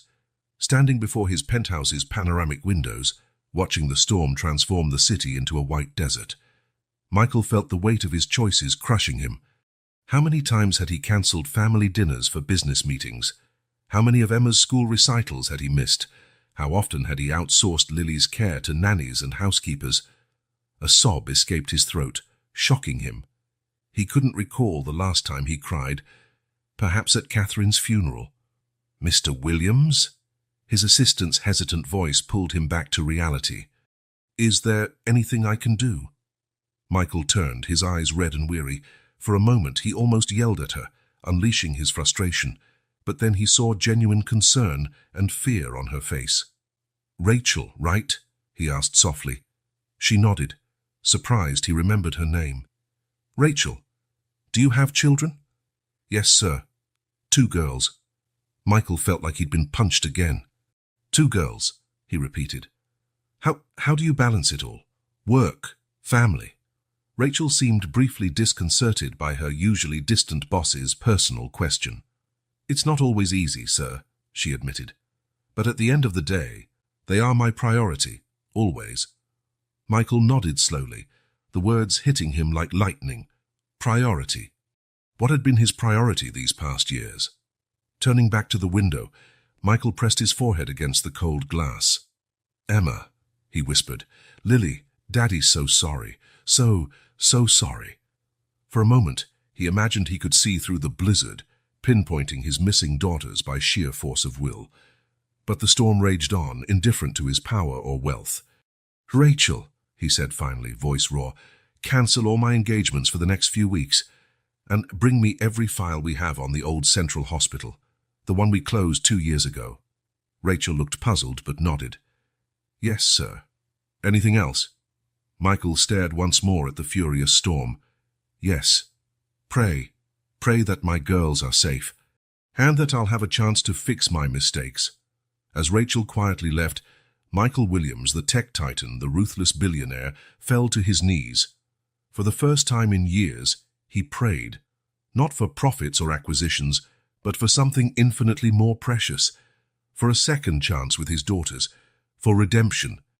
Outside, the blizzard kept howling, a cruel reminder that some forces lie beyond even the most powerful man's control. And somewhere, lost in the vast whiteness, 2 little girls were waiting for a rescue that seemed impossible. Morning of the second day in the abandoned warehouse brought a cruel clarity. The storm still raged outside, its howling wind a constant reminder of the peril they were in. Jack awoke with a start, momentarily disoriented by the unfamiliar surroundings. "Mr. Jack," Emma's gentle voice brought him back to reality. Lily's hungry. Jack rubbed his eyes, trying to shake off exhaustion. Of course, sweetie. Let's see what we can do. With a sigh, he turned to the grim task of rationing their sparse supplies. The few cans of soup and the package of crackers looked tragically inadequate now. Jack carefully divided a can of soup into 2 improvised containers, saving the rest for later. "Here you go, girls," he said, forcing a smile as he handed them their portions. "It's not much, but it'll keep us warm." Emma accepted her share with a polite "thank you," immediately offering half to Lily. Jack watched, impressed, as the 5-year-old helped her younger sister eat, gently wiping away any spilled soup. "You're an excellent big sister, Emma," Jack commented, feeling a mix of admiration and sorrow at the maturity forced upon the girl. Emma shrugged, a small smile playing on her lips. "Someone has to look after Lily, and now I guess I have to look after you too, Mr. Jack." Jack felt a lump in his throat. How could a child so young be so selfless? While the girls ate, Jack decided to examine more closely the items salvaged from the crash. The emergency backpack Emma had mentioned the night before contained a few extra clothes, a half-full water bottle, and, surprisingly, a small first aid kit. "Your mum thought of everything, huh?" Jack remarked, holding up the first aid kit. A flicker of sadness crossed Emma's face. "Mom always said we had to be ready for anything." Jack nodded, feeling the weight of the loss these girls carried. Continuing his search, he found a crumpled plastic folder, probably belonging to the nanny. Curious, he opened it. His eyes widened as he read the letterhead, "Property of Michael Williams, confidential." The name hit Jack like a punch in the gut. Michael Williams, the billionaire tech tycoon, the man who had bought and closed Central Hospital 2 years earlier, leaving hundreds unemployed, and patients like Sarah without options. Jack felt a surge of anger rising in his chest. Memories of Sarah's final months, her desperate battle for alternative treatment, the swift and merciless decline, flooded back. "Mr. Jack," Emma's voice pulled him back to the present. "Are you okay?" Jack realized he was gripping the document so tightly his knuckles had turned white. He forced a smile, trying to mask his agitation. "Yes, Emma, just thinking." But Emma was too perceptive for her own good. She stepped closer, her blue eyes full of concern. "You look sad. Is it because of my dad?" Jack swallowed hard. How could he explain to a child that her father had indirectly contributed to his wife's death? That part of him wanted to scream with rage, while another part knew these innocent girls bore no blame for their father's actions. "Emma," Jack began slowly, choosing his words carefully. "Sometimes the decisions adults make have consequences they never intended. Your dad, well, he made some choices that affected a lot of people." Emma nodded solemnly. "Daddy always says tough decisions are part of business, but—" She hesitated, biting her lip. "Sometimes I think he forgets that decisions also affect people." The wisdom in her words caught Jack by surprise. He felt his anger lessen, replaced by a complex swirl of emotions. "You're very smart, Emma," Jack said softly. "And you're right. Sometimes people forget about the impact of what they do." Lily, who had been quietly playing with bits of paper, chose that moment to come over. She looked at Jack with large brown eyes, then at Emma, clearly sensing the tension. "Mr. Jack sad?" she asked innocently. Before Jack could reply, Emma acted. She went to her backpack and pulled out a small, well-loved brown teddy bear. "Here, Mr. Jack," Emma said, holding out the bear. "This is Mr. Snuggles. He always makes me feel better when I'm sad. You can have him for a while." Jack felt tears burn his eyes. The simple, pure gesture, offering her most precious belonging to comfort him, moved him deeply. How could he hold on to any resentment when faced with such kindness? "Thank you, Emma," he managed, his voice thick with emotion. "That means a lot to me." Not wanting to be left out, Lily approached and wrapped her arms around Jack's leg in a clumsy hug. "Don't be sad, Mr. Jack. We like you." In that moment, looking at the 2 little girls fate had placed in his care, Jack felt something shift inside him. The anger and bitterness he'd carried for so long began to melt, replaced by a fierce determination to protect these children no matter what. "I like you both very much too," Jack said, pulling them into a hug. "And I promise I'll take care of you, whatever happens." Throughout the day, Jack watched Emma and Lily play, share stories, and laugh despite their difficult circumstances. Their resilience was inspiring. Jack knew they still faced many challenges: the meager supplies, the unrelenting cold, and an uncertain future. But looking at the girls, he felt something he hadn't in years: hope. With Mr. Snuggles clutched against his chest, Jack made a silent vow. He would get them home safely, whatever it took, and perhaps, in the process, he might find his own path to healing and forgiveness. The third day in the warehouse dawned cold and bleak. Jack woke up with a sharp pain in his back, the result of sleeping on the hard floor. Next to him, Emma and Lily still slept, curled against each other like kittens seeking warmth. While searching for more wood for the fire, Jack spotted it: an old shortwave radio, nearly hidden under a dusty pile of boxes. "Please," he murmured, picking up the device carefully as though it were made of glass. "Please let this work." The next few hours were a race against time and obsolete technology. Jack disassembled the radio, cleaning away decades of dust and corrosion. His hands, used to fixing engines, now worked delicately with tiny wires and fragile circuits.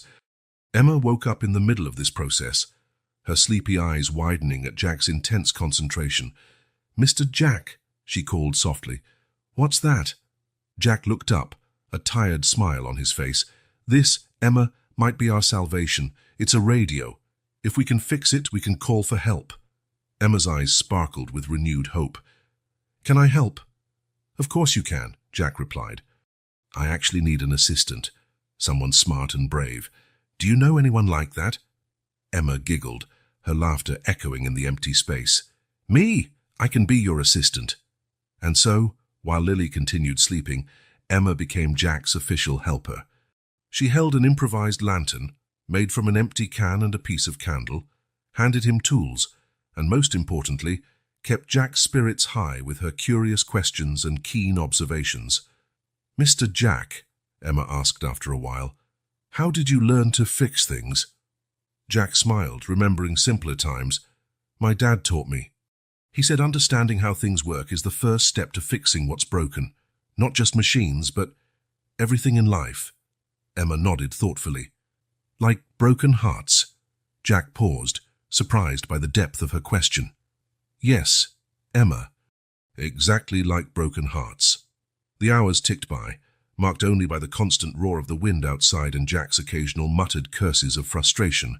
Lily eventually woke and joined them, curious about the project. "What are you doing?" she asked, rubbing her sleepy eyes. "We're fixing a magic radio," Emma explained solemnly. "It'll help us talk to the guardian angels out there." Jack couldn't help smiling at Emma's explanation. In a way, she wasn't wrong. Finally, after what felt like an eternity, Jack made the last connection. Heart pounding, he switched the device on.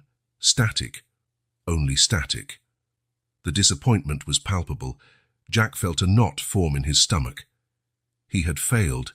He had raised the girls' hopes for nothing. But then, "Rescue team, anyone on this frequency," the voice, though intermittent and nearly drowned in static, was like music to Jack's ears. "Here!" Jack shouted into the radio. "This is Jack Anderson. I'm with 2 children. We need help." The next few minutes were a blur of frantic activity. Jack tried to describe their location as best he could, aware that every word might be the difference between rescue and disaster. "Understood, Mr. Anderson," the voice finally responded. "Keep this channel open. We're triangulating your position. Help is on the way." When Jack finally set the radio down, his hands were shaking. He looked at Emma and Lily, who were watching him with a mixture of hope and fear. They're going to find us?" Emma asked tentatively. Jack nodded, pulling both girls into a tight embrace. "Yes, sweetie, they're going to find us." The initial relief, however, soon gave way to a new wave of anxiety. The blizzard still raged outside, a constant reminder of what any rescue team would be facing. To keep the girls, and himself, distracted from the agonizing wait, Jack suggested a guessing game. "I'm thinking of something blue," he began. "The sky," Lily shouted immediately. Jack smiled. "Good try, Lils, but I can't exactly see the sky right now, can I? Emma furrowed her brow thoughtfully. Oh, I know. It's Lily's scarf. Exactly, Jack cheered. Your turn, Emma. The game continued, with the girls growing increasingly creative in their guesses. But as the hours dragged on, Jack noticed Emma becoming quieter, her eyes frequently darting to the silent radio. Is everything okay, Emma? He asked softly. Emma bit her lip.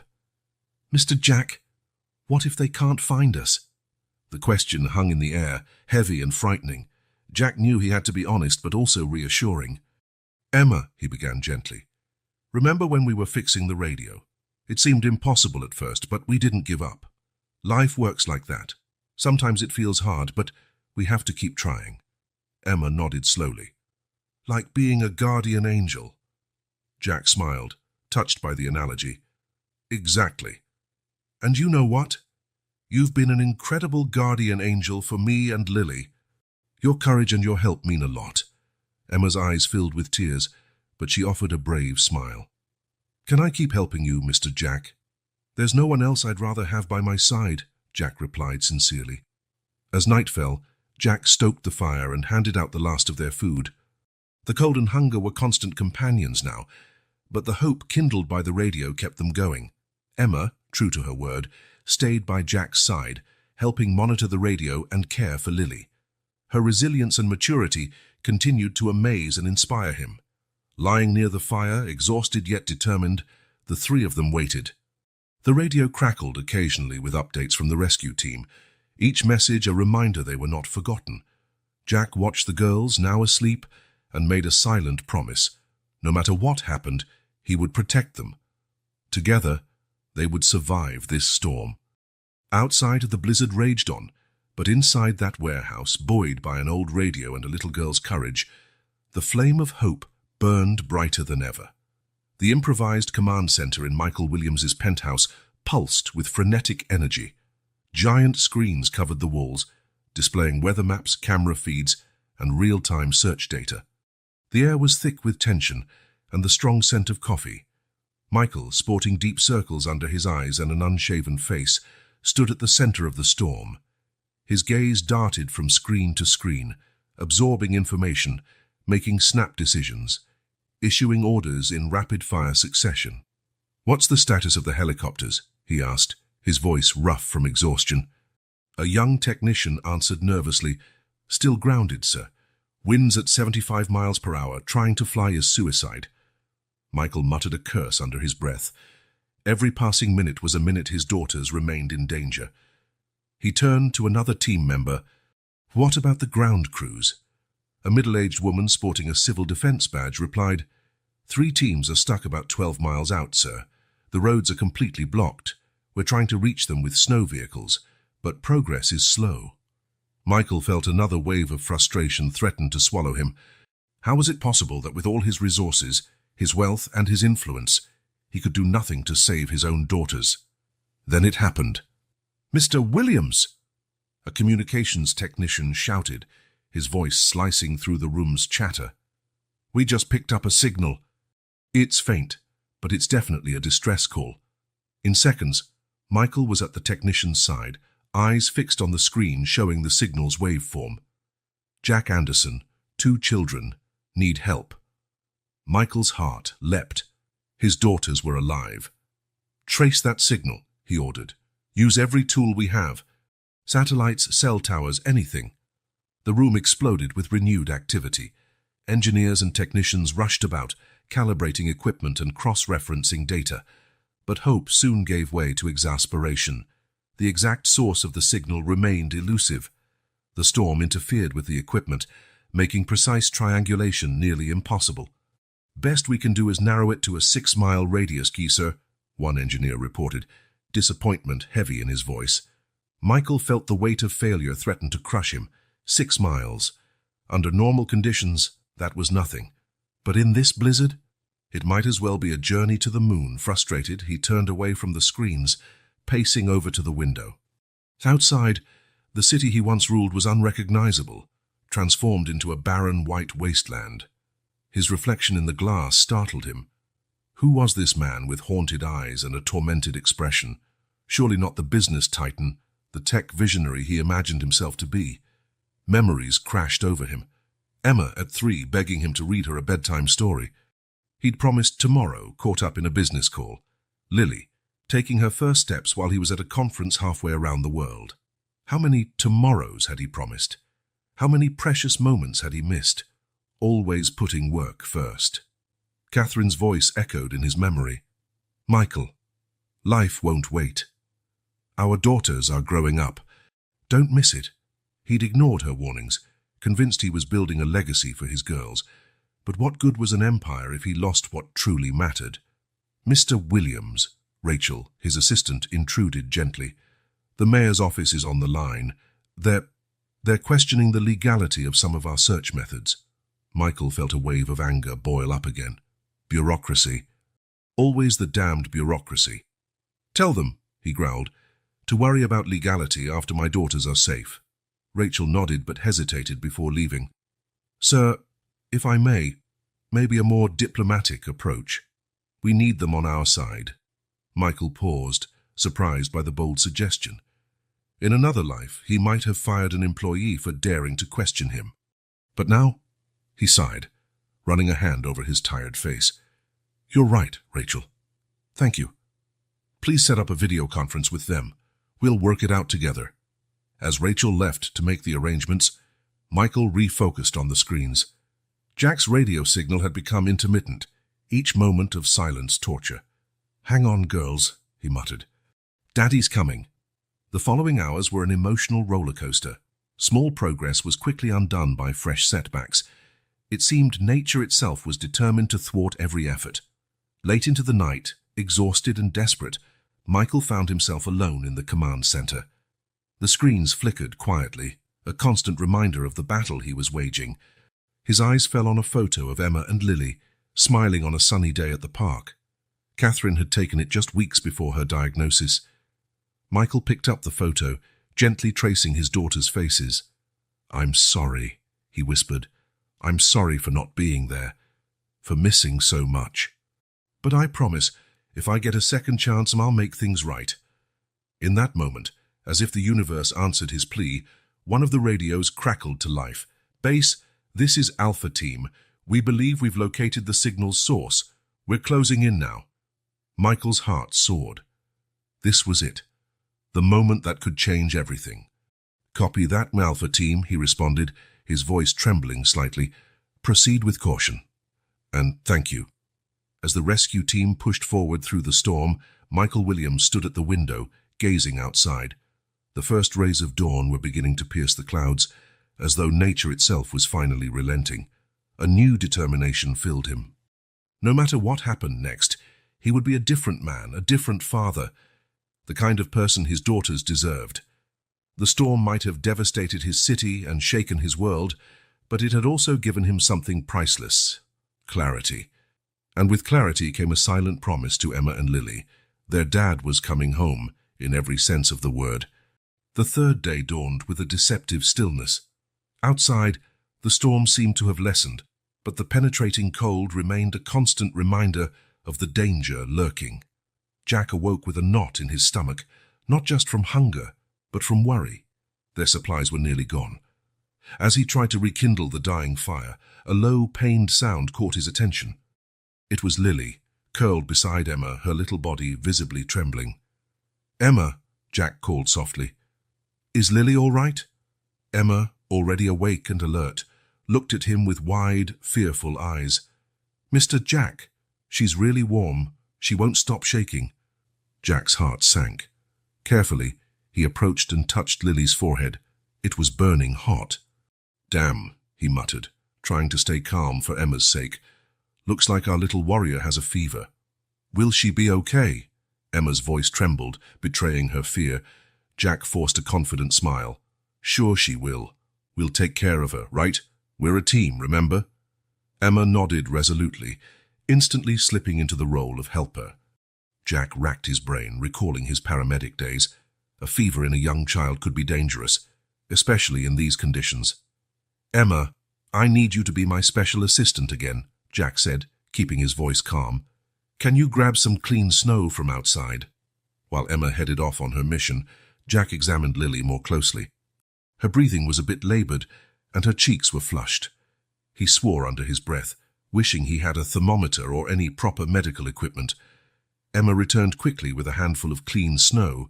Jack praised her, then used a clean piece of cloth from the girl's backpack to create a cold compress. "This will help bring down her temperature," he explained to Emma, as he gently placed the compress on Lily's forehead. "We'll need to keep an eye on her and change it regularly." The hours that followed were a constant struggle. Jack and Emma took turns switching the compress, trying to coax Lily to sip small amounts of melted snow water. The younger girl alternated between restless sleep and soft whimpers, calling for her mother. "Mommy," Lily moaned at one point, eyes half open and unfocused. "I want Mommy." Emma, showing remarkable strength, held her sister's hand. "Mommy can't come right now, Lils, but I'm here, and Mr. Jack too. We'll take care of you." Jack felt a lump in his throat, once again awed by Emma's maturity and compassion. As the day wore on, a new problem arose. The makeshift heater Jack had rigged with the oil drum started to fail. The already intense cold became almost unbearable. Jack knew they needed heat, especially with Lily sick, but options were limited. Then his eyes fell on the radio. It was a wrenching decision. The radio was their communication lifeline, their best hope for rescue, but the batteries... "Emma," Jack called quietly, "I have to make a tough call. What do you think is more important right now? Trying to talk to people out there or keeping Lily warm?" Emma looked from her shivering sister to the radio, then back at Jack. Her eyes showed a comprehension far beyond her years. "We need to take care of Lily first, right?" Jack nodded, pride and sadness filling him at Emma's forced maturity. "Exactly. Sometimes we have to make hard choices to protect the ones we love." With a heavy sigh, Jack began dismantling the radio. Every piece he removed felt like it weighed a ton in his hands. But the sight of Lily's flushed face and trembling form reinforced his resolve. Using the radio's batteries and some wiring, Jack managed to cobble together a small electric heater. It wasn't much, but it made a noticeable difference in the temperature around Lily. "Mr. Jack," Emma asked after a while, her voice small and tentative, "what if—" "Nobody finds us now." Jack pulled Emma close, keeping one hand on Lily's forehead. "Emma, remember when we fixed that radio? It seemed impossible at first, but we didn't give up. That's how life goes. Sometimes it feels hopeless, but we have to keep going and believing." Emma leaned her head against his shoulder, like being a guardian angel. "Exactly," Jack smiled, feeling a surge of affection for this extraordinary child. "And you've been the best guardian angel anyone could ask for." The hours crawled by. Jack and Emma kept their vigil, swapping out compresses and murmuring soothing words, fighting off exhaustion and fear. By evening, Jack noticed with relief that Lily's fever seemed to be subsiding. Her breathing was more regular, and the violent trembling had eased. "I think she's getting better," Jack whispered to Emma, who was struggling to keep her eyes open. "Really?" Emma asked, a tired but hopeful smile brightening her face. "Yes," Jack confirmed. "You've been amazing, Emma. Now get some rest. I'll keep an eye on Lily." Emma reluctantly snuggled up next to her sister, still holding Lily's hand as she drifted off. Jack watched the two of them, feeling a mix of exhaustion and determination. They had overcome yet another hurdle, but he knew their ordeal wasn't over.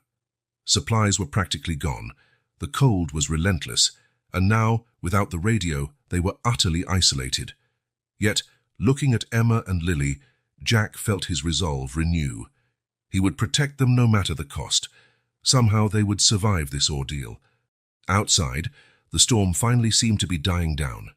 Jack had no idea what tomorrow would bring, but for the first time in a long while, he allowed himself a glimmer of hope. Maybe, just maybe, help was closer than they imagined. The specially equipped snow vehicles roared forward, their engines almost drowned out by the fierce wind. The rescue team, seasoned men and women experienced in extreme conditions, advanced slowly across the endless white. Each yard won was a victory over nature's fury. Back in the makeshift command center, Michael Williams paced anxiously, his eyes glued to the screens displaying the rescue team's painfully slow progress. Every minute felt like an eternity, the weight of guilt and fear threatening to overwhelm him. "Sir," one of the coordinators approached nervously, "the team is doing all they can, but the conditions—" Michael cut him off sharply. "I don't care.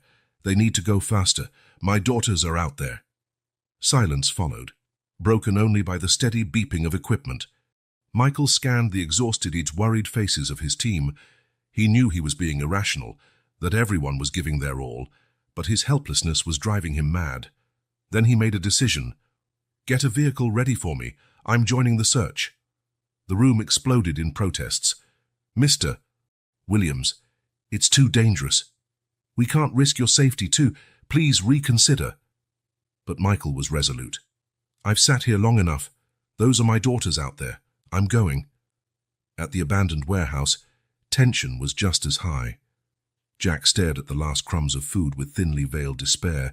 He had rationed to the extreme, but now there was nothing left. "Mr. Jack," Emma's weak voice interrupted his dark thoughts. "Lily's hungry." Jack forced a smile, hiding his own hunger and worry. "How about a story while we look for something to eat?" Emma nodded, though her eyes showed she understood more than she let on. Jack sat between the girls, pulling them close. The warmth of their small bodies was comforting in the warehouse's bitter chill. "Once upon a time," he began, voice calm despite the inner turmoil, "there was a tiny seed planted in the hardest, coldest soil you could imagine." As Jack spun his tale of perseverance and hope, he kept a close watch on the girls. Lily, still weak from the fever but clearly better, listened with wide eyes. Emma, though exhausted, never left her sister's side, constantly adjusting the makeshift blanket around them. And even when everyone thought it was impossible, the little seed kept growing, pushing through the frozen earth, reaching for the sun. Jack paused, overcome by a coughing fit he struggled to contain. The cold and hunger were taking their toll on him. "Mr. Jack?" Emma asked, voice laced with concern. "Are you okay?" Jack nodded, forcing another smile. "I'm fine, sweetie. Just a bit tired. Now, where were we? Oh, right." He continued the story, determined to keep the girls' spirits up, even as his own hope wavered. With each word of courage and optimism, Jack tried to convince not only the girls but also himself that help was coming. Time crawled by. Jack alternated between storytelling, checking Lily's temperature, and tending to the waning fire with dwindling resources. Emma, showing surprising strength, never left her sister's side, helping Jack in every task, no matter how small. "Emma," Jack said gently during a quiet moment, "you've been amazing. Your sister is very lucky to have you." Emma offered a faint smile, her exhaustion evident. "Mommy always said we had to look out for each other, especially when things are hard." Jack felt a pang in his chest. The maturity and compassion of this child never ceased to amaze him. Your mother was a very wise woman. As evening descended, Jack could feel his own strength waning. The cold, hunger, and constant stress had worn him down. But looking at Emma and Lily, he found a reservoir of resolve he didn't know he had. "Okay, girls," he said, summoning the last of his energy. "How about one more story before bed?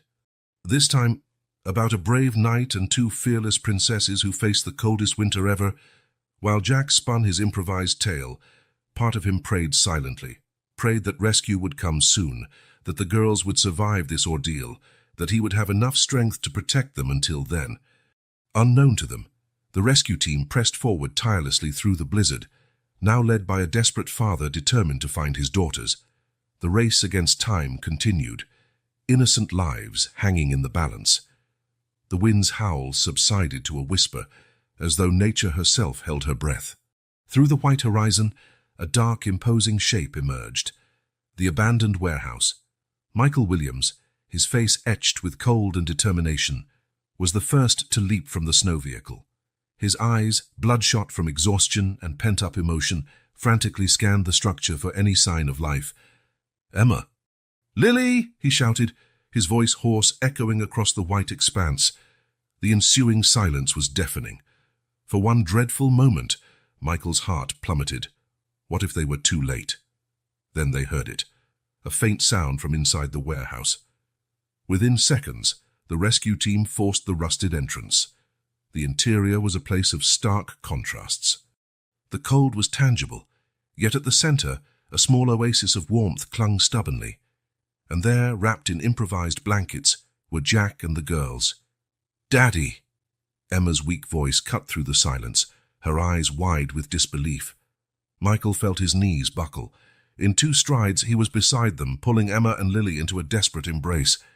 "My girls," he sobbed, tears freezing on his cheeks. "Thank God, thank God." Jack watched the reunion with a mix of relief and a pang of something else. Sadness. Loss. He wasn't sure. Emma broke the moment, her small hand still locked on Jack's. "Daddy, this is Mr. Jack. He's our guardian angel." Michael, still hugging his daughters, finally looked at Jack. The man before him looked like he had aged years in just a few days. His face was gaunt and pale, but his eyes, they shone with a mixture of exhaustion and fierce love for the girls. "Mr. Anderson," Michael began, his voice choked. I don't know how to thank you." Jack simply nodded, unable to speak. The cumulative stress of the past days, the rush of rescue, it all threatened to overwhelm him. The medical team rushed in, wrapping Jack and the girls in thermal blankets and preparing them for transport. Emma refused to let go of Jack's hand, her eyes pleading silently for him to stay. "It's okay, Emma," Jack whispered, his voice raspy. "I'm here. I'm not going anywhere." The journey to the hospital was a blur of sirens and flashing lights. Michael never took his eyes off his daughters, afraid they might vanish if he blinked. Jack, for his part, fought exhaustion, determined to stay conscious until he knew the girls were safe. At the hospital, reality began to settle in. While doctors examined Emma and Lily, Michael and Jack found themselves alone in the waiting room, the silence between them heavy. Jack spoke first, his voice low and tired. "They're amazing girls, Mr. Williams, brave, strong." Michael nodded, a knot in his throat. "Because of you, Mr. Anderson, you saved them." Jack shook his head slowly. "No, Mr. Williams. They saved me." A doctor entered with reassuring news. The girls were dehydrated and mildly hypothermic, but they would make a full recovery, no permanent damage. With the girls stabilized and resting, Emma insisted on recounting the entire story. Her voice trembled with emotion as she described the crash, Jack's daring rescue, and their days in the warehouse. "Mr. Jack told us stories to keep our spirits up," Emma explained, her eyes shining with admiration.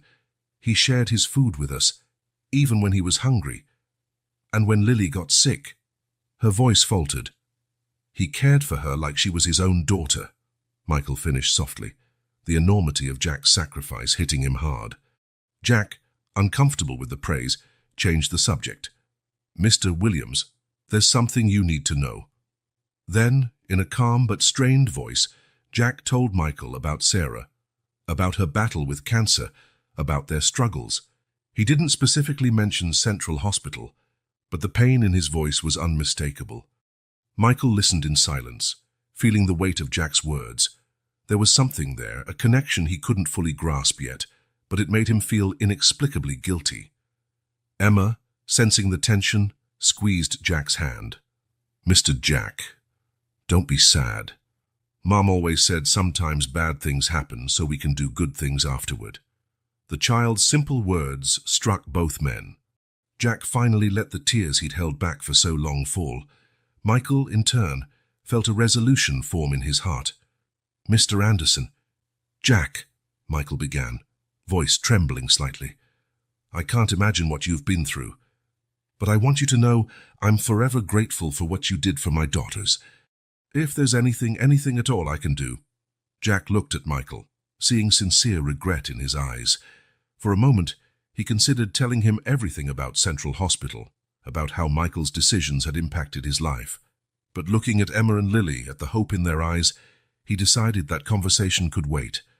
"Just take good care of them," Jack finally said. "They're special." Michael nodded solemnly. "I promise, and Jack, you'll always be welcome in our lives. You're family now." Emma, overhearing, beamed.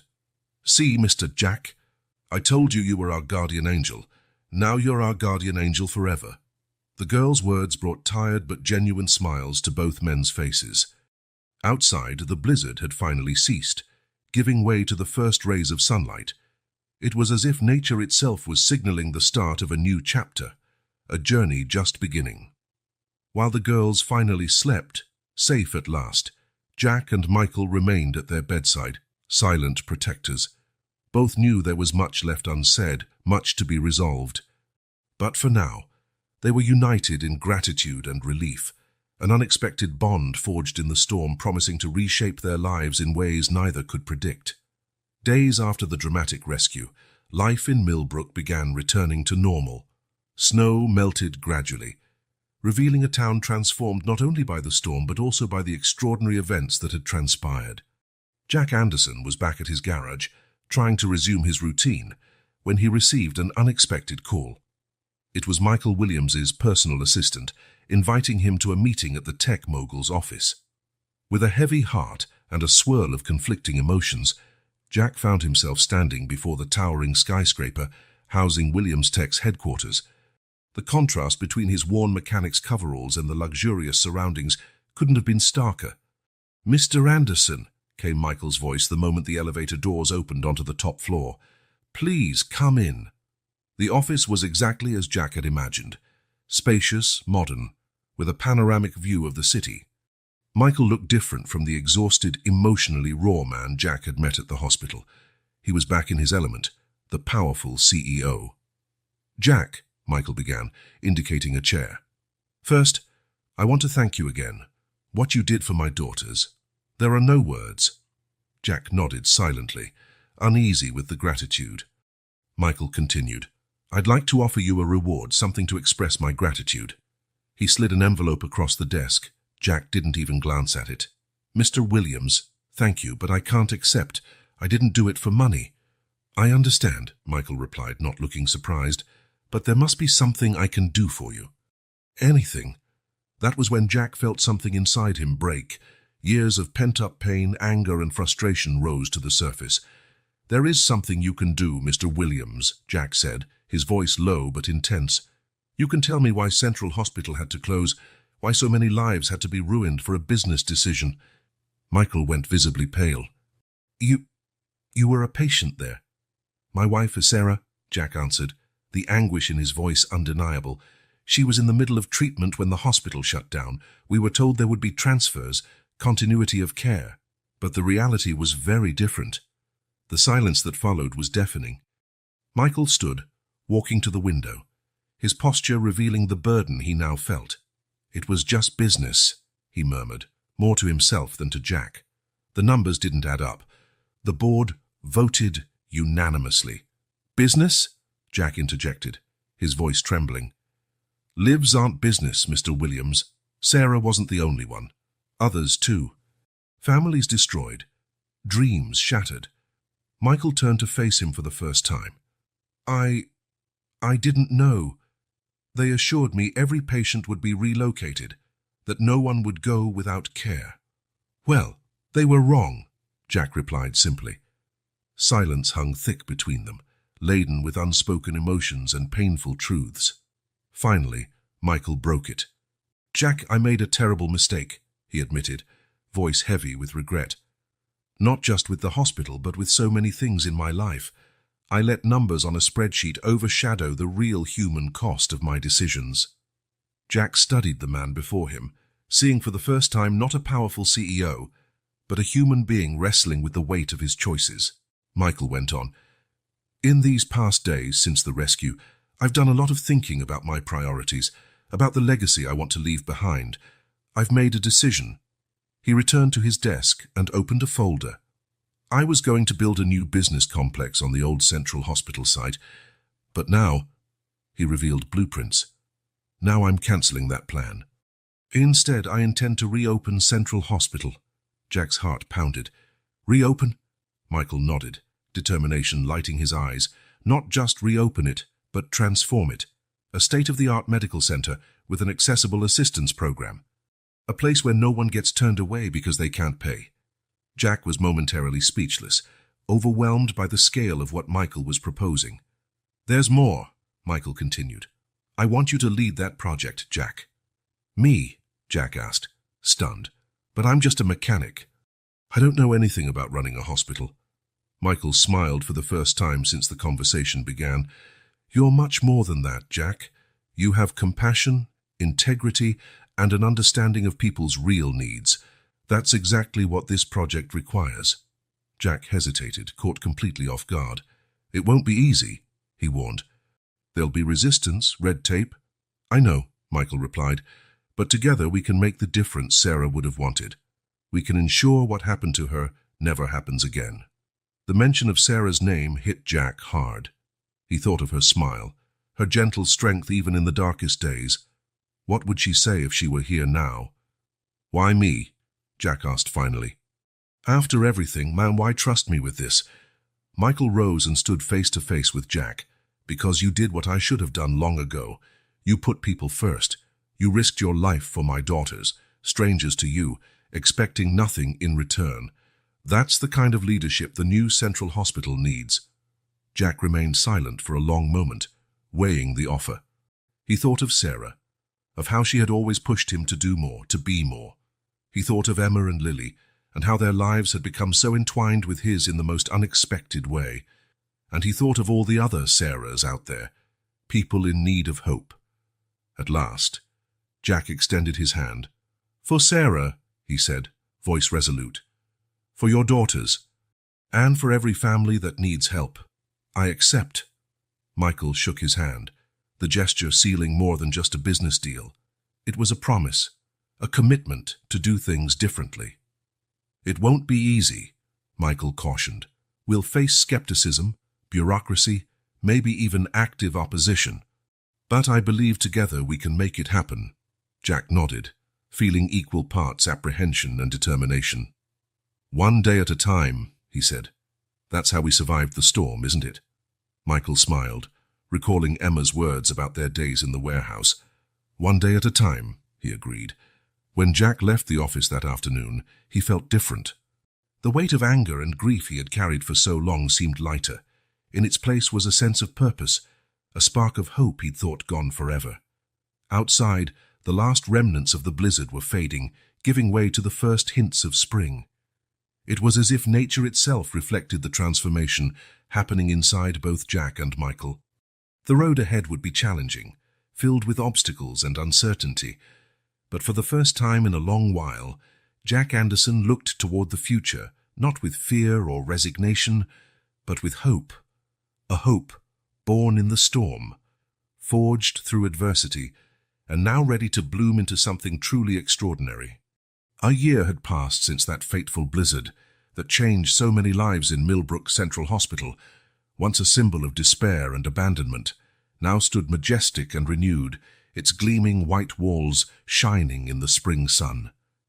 Jack Anderson walked the hospital corridors, greeting patients and staff with a warm smile. His ID badge read Director of Medical Assistance Program, a title that still surprised him sometimes. "Mr. Jack," called a child's voice. It was Matthew, an 8-year-old undergoing treatment for leukemia. "Look what I drew." Jack knelt down, admiring the colorful drawing of a superhero. "That's awesome, Matthew. Is that you after you get better?" The boy nodded enthusiastically. "And you're in it too, see? You're my helper." With a tightness in his throat, Jack hugged the child. Moments like this reminded him daily why he'd taken on this challenge. Across town, at Williams Tech headquarters, Michael Williams was wrapping up a crucial video conference. As soon as the call ended, he glanced at the clock, a smile lighting his face. It was time to pick up the girls from school. "Rachel," he called to his assistant, "cancel my afternoon appointments. I have an important date with 2 young ladies." Rachel smiled, well accustomed to her boss's new routine. "Of course, Mr. Williams. Enjoy your time with Emma and Lily." On the way to school, Michael reflected on how much his life had changed.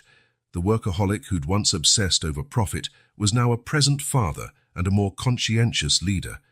It hadn't been easy, but every one of his daughter's smiles reminded him he was on the right path. Outside the school, Emma, now 6, waited at the door, holding Lily's hand protectively. Lily was 4. "Daddy!" they shouted in unison, running into his arms. "My princesses," Michael said, enveloping them in a tight hug. "Ready for our special afternoon?" The girls nodded eagerly. It was the day of their weekly visit to Central Hospital, a tradition established in recent months. At the hospital, Jack greeted the Williams family with a broad smile.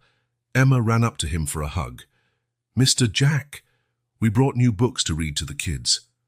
"That's wonderful, Emma," Jack replied, ruffling her hair affectionately. "They're going to love it." While the girls headed off to the pediatric ward with a nurse, Jack and Michael strolled down the corridors side by side. "How are things going here?" Michael asked. Jack sighed, a blend of fatigue and satisfaction in his voice. "Challenging but rewarding. Every life we touch, every family we help, it makes it all worthwhile." Michael nodded, understanding. "I know exactly what you mean. Seeing the impact we're making, money can't buy that." They stopped in front of a large window overlooking a newly built hospital park. Children played there, recovering patients took their first post-surgery steps, and families found solace in the middle of difficult battles. "You know," Jack began, voice low and thoughtful, "there were times after losing Sarah that I thought I'd never find purpose again. And then that blizzard." Michael placed a hand on Jack's shoulder. "Sometimes life's storms blow us exactly where we need to be." Jack smiled, recalling the words he'd once told Emma during those warehouse days. "One day at a time, right?" "One day at a time," Michael echoed. The sound of children's laughter caught their attention. Emma and Lily had finished their visit and were now playing in the park, their cheerful voices piercing the mild spring air. "How about an impromptu picnic?" Michael suggested. "I'm sure we can convince the cafeteria to put something together."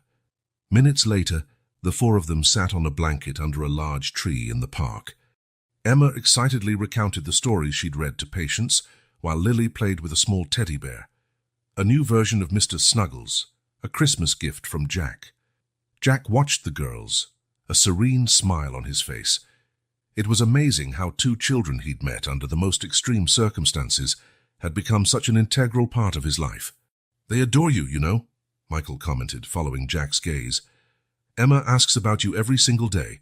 Jack felt a pang in his chest, a mix of joy and the faintest twinge of loss. "They're incredible. You're really lucky, Michael." "We're all lucky," Michael corrected gently. "You're part of this family now, Jack. I hope you know that." The words hit Jack deeply. Family. A word he never thought would apply to him again after losing Sarah. Emma, sensing the adults' serious conversation, decided to intervene. "Daddy, Mr. Jack, come play with us." The two men exchanged amused looks before getting up, ready for a round of tickles and laughter. As they played, Jack couldn't help reflecting on the journey that had brought them here.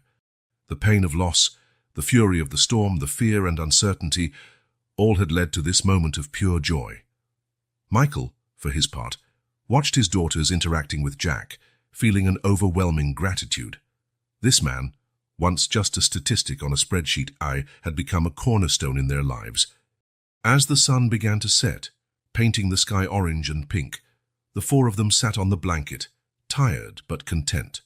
"Mr. Jack," Lily asked, her voice growing sleepy, "are you going to stay with us forever?" Jack exchanged a glance with Michael before answering.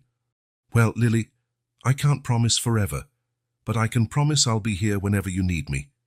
Emma, ever the protector, hugged her sister. "See, Lils, Mr. Jack is our guardian angel, remember? And guardian angels never go away." Michael felt tears prick at his eyes, moved by his daughter's innocent wisdom. "She's right, you know," he said to Jack. "You really are a guardian angel for all of us." Jack smiled, feeling a wave of emotion. "You're all my angels too. You brought me back to life when I thought there was no hope left." Exhausted from play, Emma and Lily soon fell asleep on the blanket, Emma protectively wrapping an arm around Lily. Jack and Michael remained awake, gazing at the emerging stars in the night sky. "If someone told me a year ago we'd be here today," Michael mused, "I would have called it impossible." Jack nodded. "Life has a funny way of surprising us, sometimes for better, sometimes for worse. But it's our choices that really matter." "And the people we choose to have by our side," Michael added, looking at Jack meaningfully. The two men fell silent for a moment, each lost in his own thoughts. Central Hospital stood majestically in the background, a silent testament to the journey they had taken. "You know, Jack," Michael said at last, "I think I finally understand what it truly means to leave a legacy. It's not the buildings or the bank accounts. It's moments like this, the lives we touch, the changes we make in the world." Jack smiled, feeling a profound sense of peace. Sarah used to say something like that. She said our real wealth lies in the connections we form and the love we share. "Your Sarah was a wise woman," Michael said softly. "Yes, she was," Jack agreed, his heart filled with love and longing, but also a new sense of hope. As night fell over Millbrook, wrapping the park in a blanket of stars, Jack Anderson and Michael Williams sat side by side, silent guardians of two slumbering girls and a future brimming with promise. Once a symbol of loss and disappointment, Central Hospital now pulsed with life and hope, a beacon in the community. And there, in that perfect moment beneath the stars, two broken families joined together, forging a new story, one of redemption, purpose, and above all, love. A gentle breeze whispered through, carrying with it the promise of brighter days. And for the first time in a long while, both Jack and Michael felt they were exactly where they needed to be, ready to face whatever storms the future might bring, together.